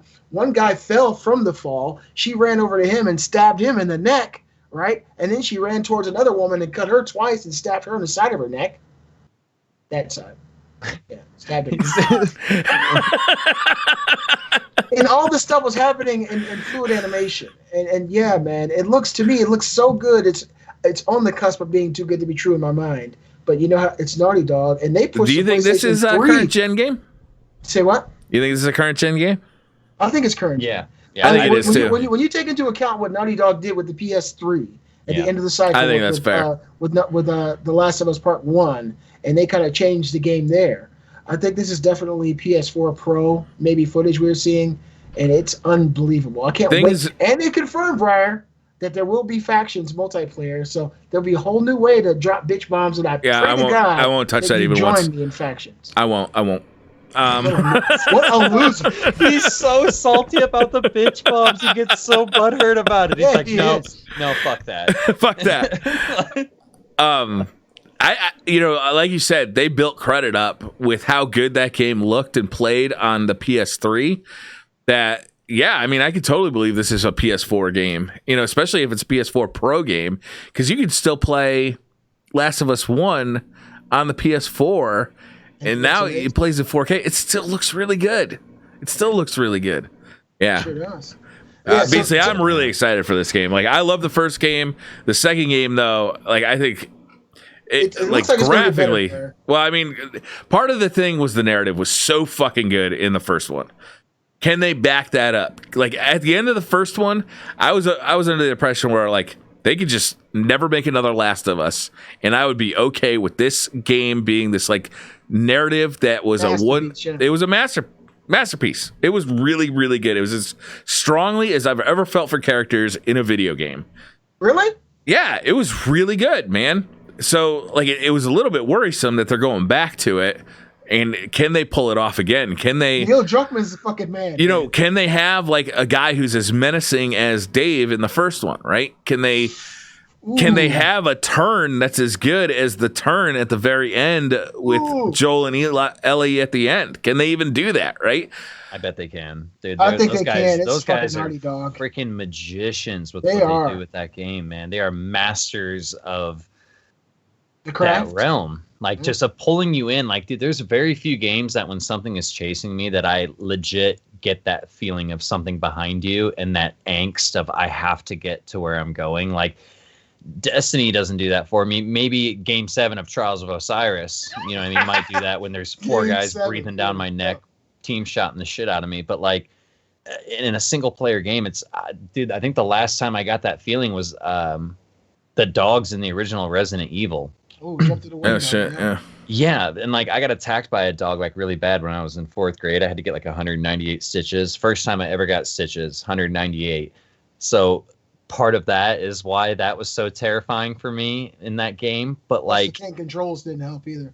I was gonna say the last time I felt that was that game up until the original Last of Us. You know what I mean? There were definitely moments in that game where I was like panicking, you know, and the first 10 minutes. The first 10 minutes. I love that immersive experience, man. I like being put. A lot of people play video games to relax. I like playing video games to be put out of my comfort zone sometimes. Sure. I want to mention 2 quick things about it. It seems that Naughty Dog has really gone above and beyond when it comes to the AI system in this game. I don't know if you guys noticed it. You probably did. The way that these characters act and the things that they do to work together. Towards the end, after Ellie had gotten shot by that woman who was standing on the car with the arrow, and she ran and picked up the bottle and threw it at another lady in the face, and she grabbed her and turned around, and that lady got stabbed. And then there was a guy coming, the big dude. He said, "I have eyes." Just out of nowhere, he had pulled out his arrow and he shot. No, he pulled out a gun and shot, a shotgun. And the glass shattered the door. Particle effect. Oh, that was awesome, yeah. As she ran through, I was like, holy shit. You know, the first time you see it, it's like watching a movie because how fluently everything works. To me, the AI, the way it works together and they're talking to each other, trying to figure out what's going on, that's going to be a big factor in this game. And also a big contentious factor in the game is the brutality of it now. The Last of Us 1 had a lot of brutality, you know, cutting people's throats, beating people in the head with baseball bats. But it seems like they've gone a little bit further in this game. Yeah, I'd say the whole sequence with Dave was pretty fucking brutal. yeah, that was brutal. But, you know, when you take into account there's a person who's being hung, they're standing on a wood stoop, and then they get disemboweled and hung at the same time, and then someone reaches in their stomach and yanks their intestines out. I hear a lot of complaining about that, but that shit just gets me excited to play the game, man. Me too. I'll be honest with you. I'm not complaining. I think it's fucking I hear a lot of complaining about it, but I'm like, fuck it, man. That looks cool. But that kind of shit would happen in an environment like that in real life. People are fucking ruthless, and people with that sort of mentality would thrive in a world like that. Like, it's unfortunate, but it's... I'm over here trying to build a utopia. You can stay the fuck out, Willie. Hey, I'm not saying I'm that guy. Hanging people from trees and shit. In an apocalyptic survival situation, it's me and my family, and you guys are a part of that family. I'm just saying, like, you know what I mean? Like, okay, we cool then. Dude, I will get shit done. A lot of people might not like the kind of person I'd become in a world like that because you got to do what you got to do to live, man. Yeah, I've seen you in the Crucible. You're willing to do it. 5 kids. I got a baseball bat with a nail in it. A couple guys. Briar. Crucible does that to people too. All right, so of course that was a big deal. The thing that I heard about. Here's the thing about Sony's press conference again and again. When the fuck is this game coming out? Yeah. Again and again from Sony. Because what's the next game you want to talk about? I wanted to mention the one that caught me off guard, which was Resident Evil 2. Oh, Resident Evil 2. That game I'm kind of excited about.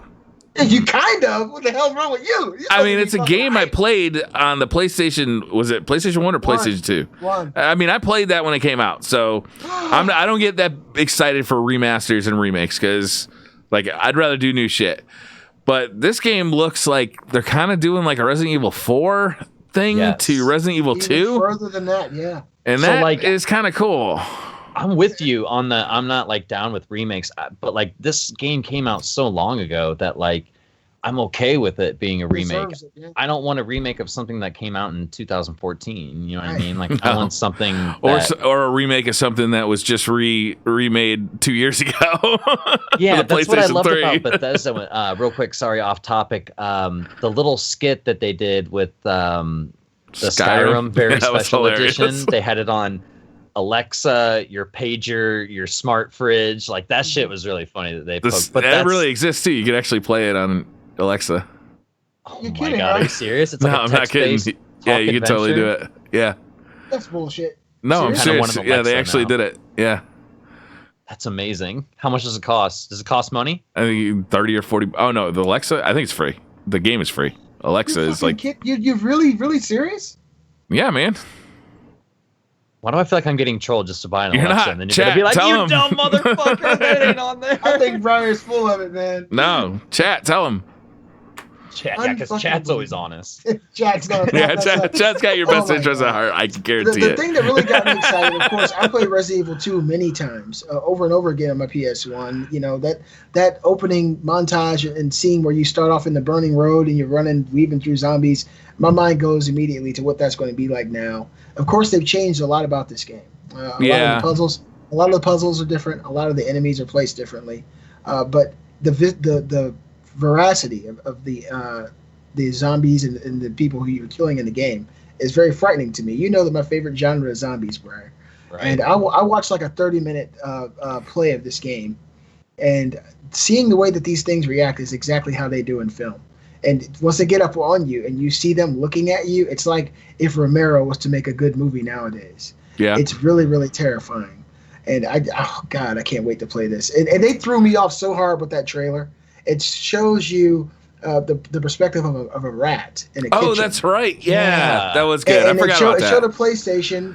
There was a desk, and there was a PlayStation there. There was a PlayStation controller, and there was canned foods. And you heard this guy saying, "You're not supposed to be here. What are you doing?" And then all of a sudden, this guy falls down and gets his neck torn up by a zombie. And that's when it hit me. And Leon blew his fucking brains out. And I was done. Oh my God. I can't wait for that. It's super exciting. The thing I was most excited about was to see it kind of take that Resident Evil 4 control style. Yeah. But you could kind of move while you're shooting. Yeah. I mean, I really liked Resident Evil 4. And if they lean into some of the silliness of Resident Evil 4 too, like, I'd be really about that too. Because Resident Evil 4 had a nice mix of horror, but also a little bit of... It didn't take itself too serious. Yeah. And like, that's something I can get down with. What if they take themselves really serious and it's terrifying, bro? Like, if I could choose right now between a Resident Evil 7 type of game and a Resident Evil 2 remake, man, I go Resident Evil 7 all the way. No way. No way in hell. What'd you guys think about Ghost of Tsushima? Speaking of a game that up. Is never coming out. Surprise. That's another one, Brian, that everybody's saying that they don't think it was current gen hardware. I could see this one. I could see this one being a PS5 release game. That game, there was a point. I mean, everybody points to the part where they're having the sword fight under the tree with the red leaves and the sunset, and when they're like kind of dancing around doing the sword fight thing, like the leaves are kind of moving along to their. But if you look at the part where he's riding his horse through the wheat field, that's the part. That shit is unbelievable. Man, blowing in the wind, you could see the waves of wind, the way that it was blowing across. It was so. Oh God, this is gonna sound so hippie. It was so organic. It looked like it just real good. Yeah, real good. Like, I didn't know what that game was until. What do you guys think? Do you guys think that's PS4 hardware? If it's PS4, man. I mean, look at The Last of Us. You know it's possible. That struck me as more graphical fidelity than The Last of Us did. Like, it looked.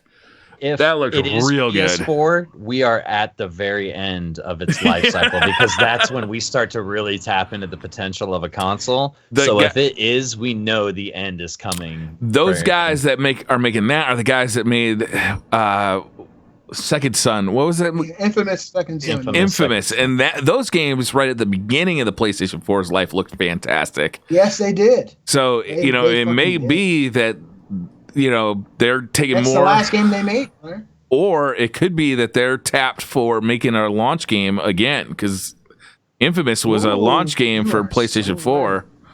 I don't know, man. That game looked really nice. Really nice. Really nice. I was actually kind of shocked, guys, by the Spider-Man trailer, the Spider-Man reveal.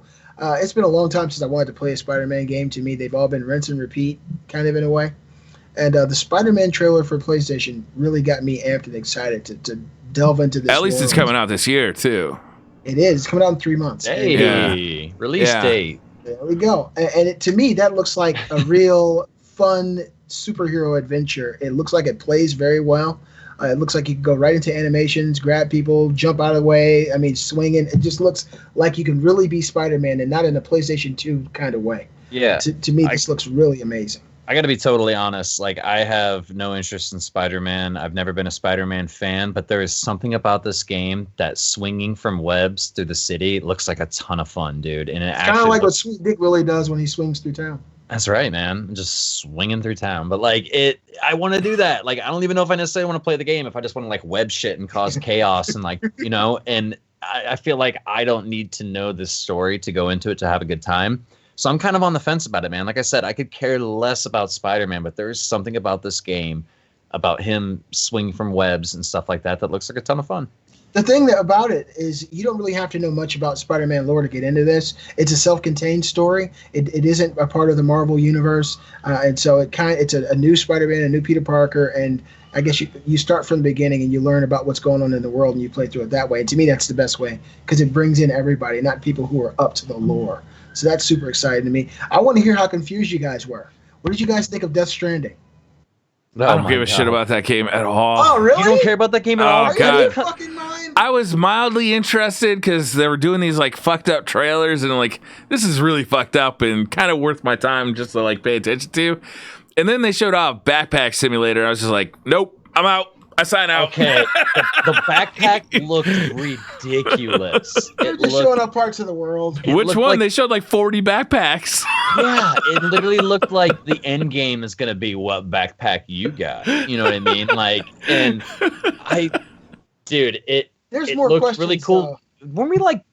Wasn't there like? Correct me if I'm wrong, but like we were seeing a baby being born from its perspective at the beginning. That shit was fucked up. Like that. No. It was inside of the mouth. Remember? Oh, that's what it was. It was the one that like tapped his ass, and then he like gave you the finger or something. Yeah. That was or some no, he gave weird you a thumbs shit. up. Yeah. That Those was some babies. That's the shit that I'm like, yeah, okay, you're getting me, me. That's and really then you show me acid trippy. Backpack Simulator. I'm like, fuck, never mind. Yeah, the backpacks look ridiculous. We have to know why, though. You can't dismiss it just out of you don't like the way the backpacks look or how many backpacks. It's not that I don't like how the backpacks look. It's that I don't know how into walking across massive distances I am. Well, and that's what they showed me. That's like they didn't show any gameplay except for this dude walking. I was like. To me, Kojima, he's already a proven track record to me when it comes to gaming in general.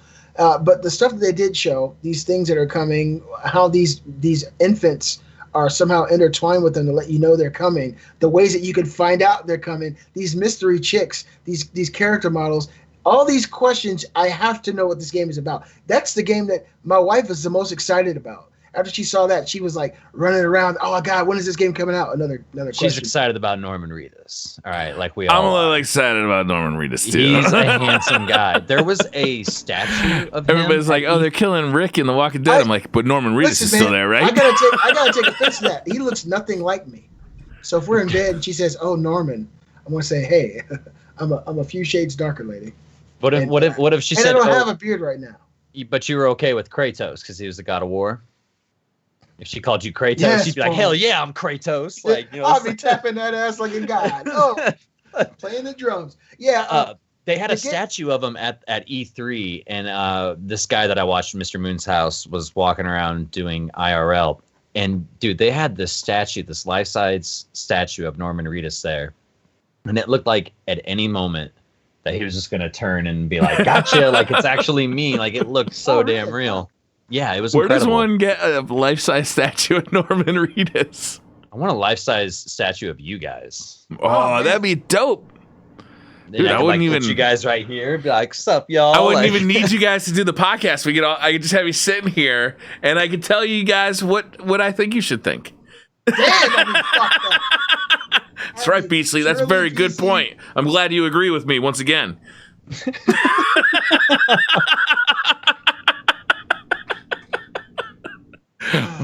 This is going somewhere. Yeah, I'm sure it is, man. But yeah, man, when I saw that game, the questions that I have, these people who they kind of leaked and introduced in these trailers, his wife, it showed her in the pictures, and of course that was her turning around at the end of the game. I have so many questions, and this world is so intriguing that you have to be insane to not want to know what the fuck is happening. What are these things that are chasing people? Yeah, what is walking around on his hands? Basically, you say you'd have to be insane to not wonder what is going on here, except that I feel like you'd have to be insane to follow what's going on with most of his games. Yeah, I feel like I'd make more sense out of an acid trip. Yeah, I've been down this road before. You know what? Metal Gear Solid 2 was pretty. I mean, pretty fucking crazy. Sons of Liberty. It's pretty fucking crazy. Yeah, but I'm excited about that game. And let me see. What is... I think that's all. That's really all Sony talked about. They did a very long, stretched out E3 this year. They showed a game called Control that's made by Remedy. Yeah, people are excited about that, but I didn't see much there. Yeah, I mean, it looked like... it kind of looked like the game they made on the Xbox. I actually mentioned it in the reaction video. What is it called? The one I don't like? Remedy's game for the Xbox One? I don't remember. I don't remember you ever not liking a game. This is bullshit. Moving on to Nintendo. Hold on. And before we talk about Nintendo and the one game that they showed, I want to take a moment to thank our sponsor, On Air PC. On Air PC, if you're a streamer or if you're looking to get into podcasting or whatever you need to do with a computer, On Air PC is who you need to call. On Air PC is all about helping you get started in streaming, podcasting, or gaming. Let us help you build your dreams today. You can give them a call at 330-850-1525. We need a jingle. BC, can you come up with a jingle? Like 330-850-1525. Come up with a jingle like that, but a little bit more hood. And also with tune. Yeah, and also we'll auto-tune that shit later. Auto-tune that shit up. Chop it and screw it. Seriously, if you're looking to get into podcasting or game streaming, you need a PC, you need somebody to help you out. Maybe you don't know the specs or the software that you need to get started. On Air PC are the people to help you out. Contact them on Twitter or over the phone at 330-850-1525.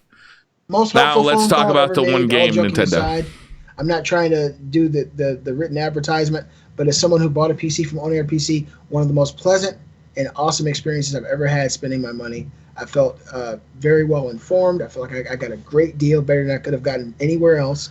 And everything was taken care of. Beasley, he's going down to Guardian Con, and he's going to build a computer that he's going to give away. And he said to me that he's going to build it with his feet. He's going to build a whole computer with his feet. And that's it. That's going to be a funky computer. Oh, man, I need to make a funky PC. Funky PC. Why is it funky? Oh, you'll like it. I hope it's water cooled because you wash your feet while you're making the PC. Holy shit. All right, tell us about Nintendo's one game that they showed. They didn't show one game, but Nintendo probably had some of the biggest news that affected that went into effect immediately at one of these conferences. The big news for me, of course, I'm a huge Smash Brothers fan, and Smash Brothers Ultimate, they showed that, has every character from every Smash Brothers game ever in the game. I can't wait till this game launches to be able to take Smash on the go. And it works with GameCube controllers once again. I don't know how they're able to do this wizardry, but it's true. To me, that was probably my most exciting bit of news. What about a GameCube controller makes it so good for Smash? Every time I hold that thing, I just get arthritic pain. You'll never understand. I'm trying to. Like, help me do I need like to take like some prescription strength Aleve before I play, or like what am I missing? How big are your hands? You must have small hands. No, my hands are of relative good size. Here, hold yours up. Hold it up. Yeah, see? Oh man, they're skinny but long. Yeah. Know what I'm saying? We need something. Okay, where's your PlayStation controller? It's right behind you, but mine is. Oh, here's mine. Get that PlayStation controller. Hold it vertically like this. Okay. Look at that. Big old man hands. Big old man. Oh, mine is at the bottom. Holy shit. Mine is flip your controller around. Flip your controller around. Who, me? Yeah, you got small hands, Wilson. No, I don't. Now put Mine's it on at your the bottom. thumb. Yours is like right here. Yeah. I don't know. Your hands. You guys let me know if Wilson has small hands. I got small hands. Anyway, Smash Brothers is cool. I'll use a controller that doesn't make me feel like it just got run over by a garbage truck, which is the like only way to play Smash Brothers is with a GameCube controller. Not true. I would suggest the only way to fuck your hands up is with a GameCube controller. But their presentation, like, my God, I now know how to do every move for every character in the game. Every single. Like, is this a presentation or is this a live read of the instruction manual? What is going on? It's going to be a little fucking crazy. But a lot of people who are hardcore into the Smash Brothers world really appreciate it because they changed Fair enough. a lot of the made in the game.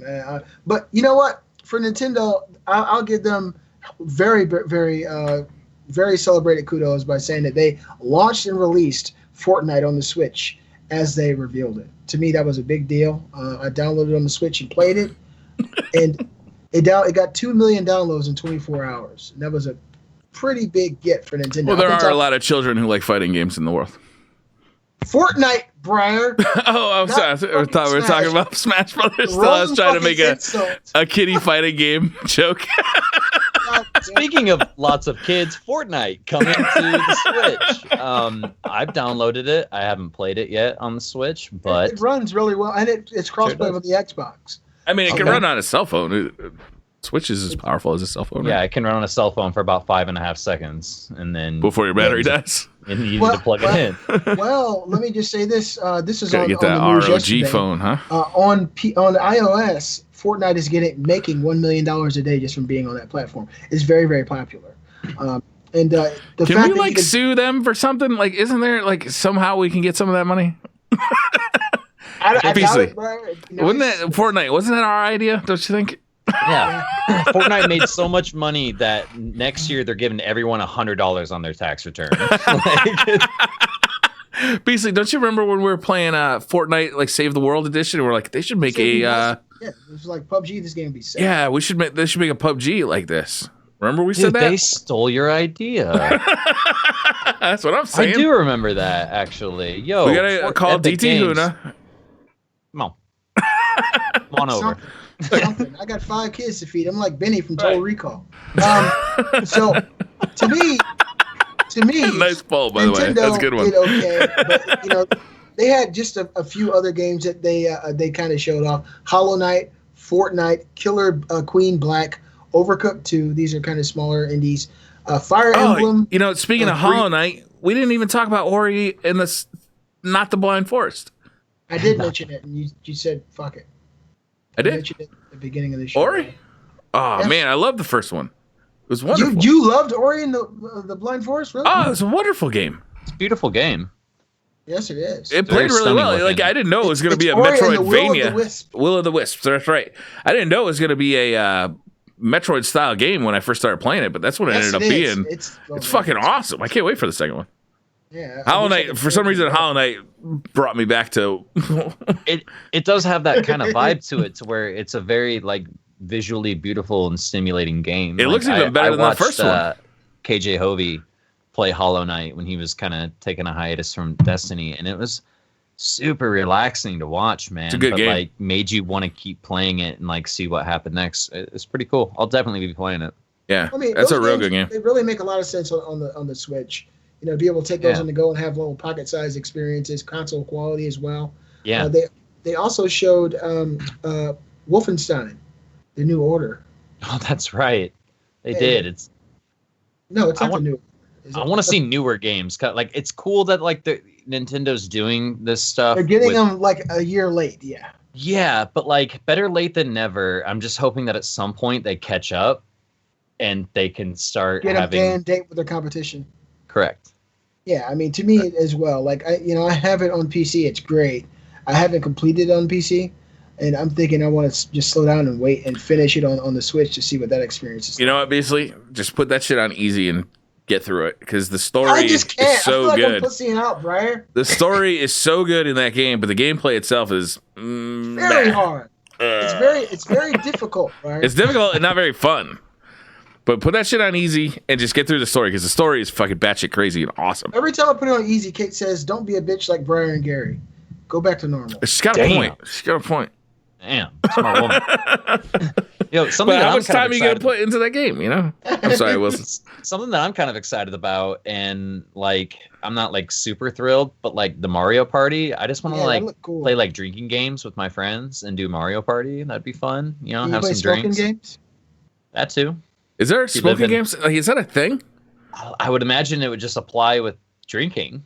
Yeah. So like every time I throw this ball in a cup, you gotta take a toke? Yeah, I gotta take a bong rip. Yeah. Oh, look fuck. at him. He's so serious. Today, Wilson brought the 6-footer. You gotta stand on a ladder. Stand up, yeah. And you need a friend to light it for you. Yeah. We put a mattress under the ladder just in case. Because we're cool. Yeah, a big ass grill lighter. This is like the Mario Party game that I've always dreamt about. You know, I've had a few on the 64 and going back years ago. But playing on the Switch, it looks like they've really revolutionized it for this particular console. And I got kids. I got a woman that likes to play with children, and I'm one of those children. I think it might actually be really fun on the Switch. Every time they make a new Mario Party, I just say, I want a new WarioWare. That was the shit. Yeah. It sure was. Wario gets the shit end of the stick all the time now. Yeah, him and Waluigi. Is he going to be in that new tennis game? I did see that. They did show He that, is? Yeah. Wario's in it? Okay, he's my character. I'm buying that game. Just decided that. Are you serious? Yeah. Looks like we're all buying Mario Tennis then. Wario can't fuck with Mario. I mean, he's just... Go fuck yourself. Wario is way cooler than Mario. No, the hell I always picked Wario. He's a villain with a heart of gold, man. He don't have a cape. That cape is like... Mario Kart 64 Wario was the best character, and let me tell you why. Tell me why. You had the lightweight class, and you had the heavyweight class. Yep. Wario was right in the middle, so you could still ram into all the lightweight classes and make them spin out. Yep. But Bowser and Donkey Kong couldn't hit you and make you like spin out and stuff like that. That's some next level Mario Kart right there. Like, I didn't know that. I'm saying, I'm a professional. To being obese. Also, he goes, I'm a Wario. I'm gonna win. I'm a Wario. You got it. I totally want to play Wario in Mario Tennis. I'm buying that game just so I can play Wario. If he's an unlocked character, I'll get to the point where I have to unlock him and then play with him. Or pay $5 to skip it. I'll play with you. Hell yeah, we can play some Mario. Now I know that the Switch's online capability actually works. And in Fortnite, they just did an update where you don't need to use your phone app to communicate with people. You actually can speak right to the Switch's microphone. Pretty fucking cool. I would just use Discord anyway. Yeah, fuck it. Just hold it in your hand and say, hey, what's going on, everybody? Nintendo was probably like, look, whatever voice service we put out, nobody's going to fucking use it anyway. They're just going to use Discord or whatever. Like, so, I mean, I don't see why everything should just go off Discord. They should just put Discord on the Switch.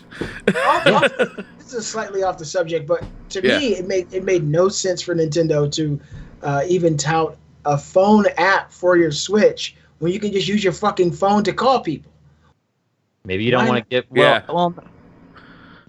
but at the same time, if you're playing with a stranger, you don't be like, "Yo, hey, you're Digis dog. I'm gonna call you." And who plays with strangers on Nintendo console? You got to give them your fucking social security number just to add them as a friend. So it's like, I mean, you know this motherfucker, so they got your phone number. You gotta scan your hand. You gotta do a retinal scan. You gotta do a piss test.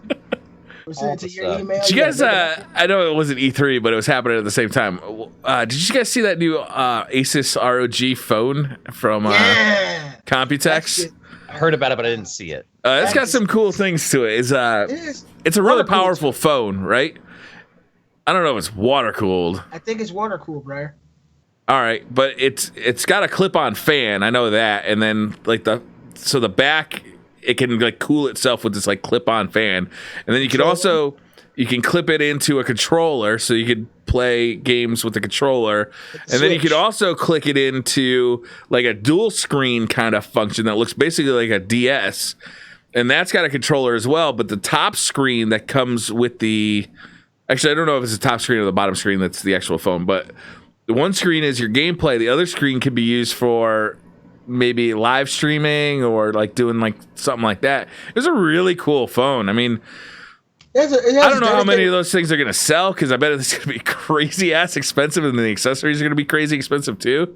But like, if you really want a top end phone and you play video games on your phone, like I could see people getting into that. And then streaming, like if you want to stream some phone games, like they have accessories built in for it. That's pretty cool. Yeah, probably be a really good phone for just IRL streaming in general. Yeah, probably. You have to have these like big backpacks now. You know what I mean? And that's more about your Wi-Fi, your internet connection, than like your battery life and stuff like that. But a lot of these phones can't handle long periscope sessions or long what is it, Stream Labels I think has a mobile app or something to stream off Twitch. And if you got a pretty powerful phone, man, and all you really need is battery life, I mean, that could cut back on potentially having to lug around a big ass backpack full of stuff, just because a lot of people do that. They go to these E3 and Guardian Con and all this different stuff, and they like to IRL stream it. And Lucky and Buttwipe did that from the Destiny 2 reveal stream, and they had a really cool setup, like with kind of like a selfie stick, but like batteries and a phone and like extra lenses, I believe. It was a cool setup. Didn't he even have lights somehow or something? I don't remember exactly. It's been a while, and there's a lot going on that day. Briar, when I got that news, I saw that video about the Republic of Gaming phone. I wanted to know if they were going to potentially have things made exclusively for the phone. Because if you're just playing traditional mobile games on this phone, you probably won't notice much of a difference, because these games are usually made with a cap in mind. Well, like right now there's a couple of phones that have like the faster frame rate, right? The Razer phone has it, and now the ROG phone. I think the Razer phone is still a faster frame rate than the hertz, than the ROG is 90 frames. Yeah, I think that Razer is 120. But still, like as these things happen, more developers will throw support in, and like on PC, you target 30 or 60 for most phones, but well, if they got more power, fuck it, let them turn off the frame rate cap, I mean, I'd be interested to see it compete with maybe the Switch, because it looks like that's what they're going for. It looks like, it's the mobile Tegra X chip is probably in the same range as their dedicated GPU that's in this phone. So, I mean, I want to see if they're going to be able to maybe port games to this thing. And if you plug up your controller to it, you'd be able to play the same way you can on the Switch on the go. And if that's the case, it would give the thing a lot more, to me, notoriety, and people will be more excited about it. The problem with portable consoles for me has always been that I just don't want to, like, I don't have room in my pockets for like another thing, right? Like, I'm already carrying around a phone. If the phone could play some games on occasion when I actually want to pull out, which is rare, when I'm on the go and want to pull out play a game, that'd be nice. When I'm out and about, it's because I can't be at home playing games. I will play games. I'm just trying to get home. Just trying to get fucking home, man. If this phone has a GPS, that can tell me how to get home quicker so I can turn on my console. Now we're talking. But like, that's the thing, right? Like, if I'm out doing something, it's because I've put it off to the last minute from playing video games all day. And like, it is cool, like sitting at an airport. If I flew in airplanes, what I mean? Like, I would be all about it. It's the only time I've brought my Switch anywhere is when I've traveled. When I'm on an airplane, though, I'm so concerned about freaking dying that I don't even want to play a video game. Like, you know what I mean? I'm just like you guys, right? I take my Switch to work with me in my office every morning. It's sitting in my bag. And whenever I do get downtime, I look at the bag, and then I turn on my phone. It's just like that. It's like if I have the option, the phone gives me a lot more, options than just playing the Switch, playing Skyrim, or playing, one of these other games I have. And when I do, like, if I try and live my life in a way, I try and like plan things out in a way that I don't have to spend a lot of time waiting around for shit, because it drives me crazy. But like, there's certain things that are unavoidable. Like, occasionally you have to go to the DMV and you have to wait for 2 hours at the DMV, because that's what the DMV is all about. So like, in that situation, it's nice to have like a stupid game on your phone that you don't necessarily have to put a lot of attention in, but is a little bit distracting. But like, even then, it's like, I don't want to be playing Fortnight at the DMV, right? I don't want to get so immersed into a game at the DMV that I might forget like that they called my number or something like that, right? So like a little like tower defense game is much more suitable to that kind of environment for me. Maybe on a plane, I could play a little bit of Zelda on the plane because I got like some time, like I got 4 hours. But I don't know, like mobile gaming has never really appealed to me because of that. It's like mobile games have been always more like a couch thing. You give me the option to walk up to the counter and get my license renewed, or grab that golden bolt action sniper and get some dank scopes. I'll be like, nah, you go ahead of me, man. Like I'm about to get this victory royale. Watch this. Like, but it's like, I mean, we made a decision. We were no longer going to any restaurants that don't take reservations because we're so fucking sick of waiting in line for 45 minutes to go to a restaurant. So we're just gonna. Oh, you don't take our reservations, so we're not coming. We're only going to go to restaurants and take reservations, which I think was a good move because I also think they have better food. I think it ended up being like a side benefit too. A better experience, like going in when you're hungry, sitting down to eat, and getting your food instead of, like you said, sitting there waiting. And then they sit you down to your table and you wait 10 more minutes because they're busy. They'll bring you that bread and that salad though, just to keep you smiling. We had like a run there. I swear to God, it was for nearly a year where every time we went any place, it was like 45-minute wait. I was like, fuck, man. It's like it makes you not want to go out, right? Right. But like, so we made this policy: reservations only. And it's like you just walk in, you sit right down, you have a beer in your hand within 2 minutes, and you're good to go, right? The world is a better place with beer in your hand. It really is. I thought you were going to say reservation. That too. That too, I guess. That too. By association of the beer, though. Yeah. Right. By proxy. And that's our thoughts on E3 2018. Make sure you guys let us know what you thought about E3. Fuck, is the show over? Holy shit. Who won E3 2018? I want to know from you guys in the comments. Let us know now. Let us know on YouTube. Who do you think won? My personal 2020 won. I think Microsoft got down this year. The people in the future won. You think Bethesda won? I think Bethesda won. Because they released a game that I'm excited about that's coming out this year. Also, I've never been as excited about a fucking phone game as I am about that Skyrim. They did. That Skyrim phone game was kind of fucking cool looking. Yeah, I'm not a big card game guy, but I do love like the Skyrim. Wait, is that a card game? I thought it was a. What's that? I thought that was like a Skyrim game, but on your phone. I didn't think it was a card game. I thought it was a card game. No, Briar, you're right. Okay. That one's not out yet, Briar. But that's not out yet. But it looked kind of cool. Yeah. I'll have to rewatch that then. I totally must have been. It's like a full Skyrim type experience on your phone. Corridors, you can go different places and talk to people and fight and do magic. I must have busted out the 6-footer during that because sure, it was totally right in front of the TV. I hope you put that mattress under the ladder, man. Yeah. Get stoned safely. Stoned safely. How do you get the 6-footer in that bus is the question. That's why you need the bus. Yeah, that's why you need a bus. You don't see him rolling around in a sedan with a 6-footer hanging out the window. You get a fucking bus and do it proper like. Yeah, right? Safety first, man. You slide it next to the muffler when you drive around. You just don't want to like take somebody out with a 6-footer when you're driving by and it hanging out the window. Man stabbed by 6-foot drive-by bong killing. He was javelined by a 6-foot bong. Nobody knows the identity of the driver, but they did see a graphics sticker on the car. Yeah, graphics. Dude, that's old school. Nice, dude. What do you think, guys? I think, what are we going to do next week? I mean, we kind of used all our material this week. Should we take like another 3-week break? I don't want to do that.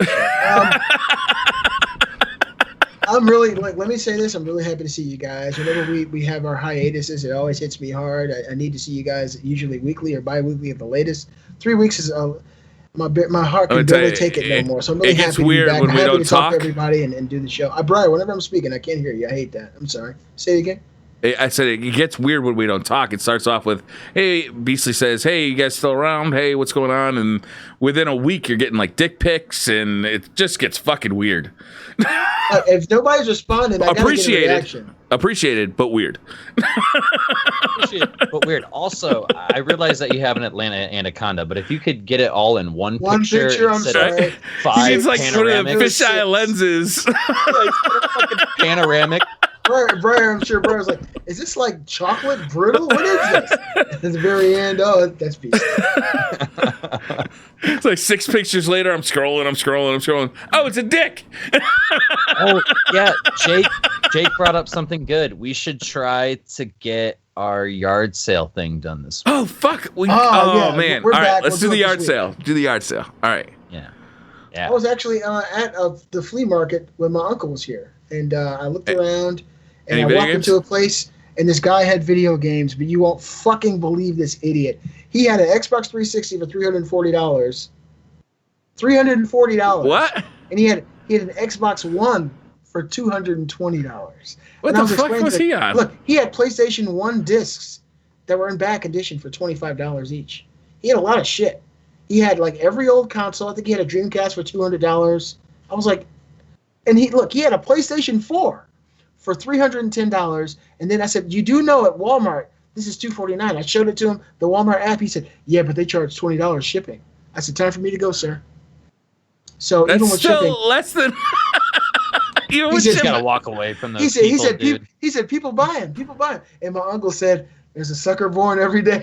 Right? I mean, yeah. So, that's a good point. The hell out of there, man. I couldn't believe it. I was looking for something. The guy had everything, but everything that he had is still there right now because he ain't sold shit. I tell you that. He ain't sold. Wow. Nothing. That's crazy. Man. All right, so next week, 4 p.m. Eastern time, we'll be back here. Also, we're going to Beastly, you've been doing a great job with the uploads to Podbean, which I got to tell you, everybody is super appreciative of. I mean, when we actually make a podcast. Yeah, thank you, man. Like, you've been knocking that out of the park. It really been great. Problem, my friend. Somebody's got to carry that weight that fucking Gary left behind. Gary Diaz. Miss you, buddy. I love you very much. Man. You have complete strangers that I've never met in my entire life calling me Sweet Dick Willie. Yes. Well done. The power of Gary. The power of Gary Diaz. The power of Gary compels you. Sweet Dick Willie. Sweet Dick Willie. Tell it from the mountain. All right, we'll see you next week.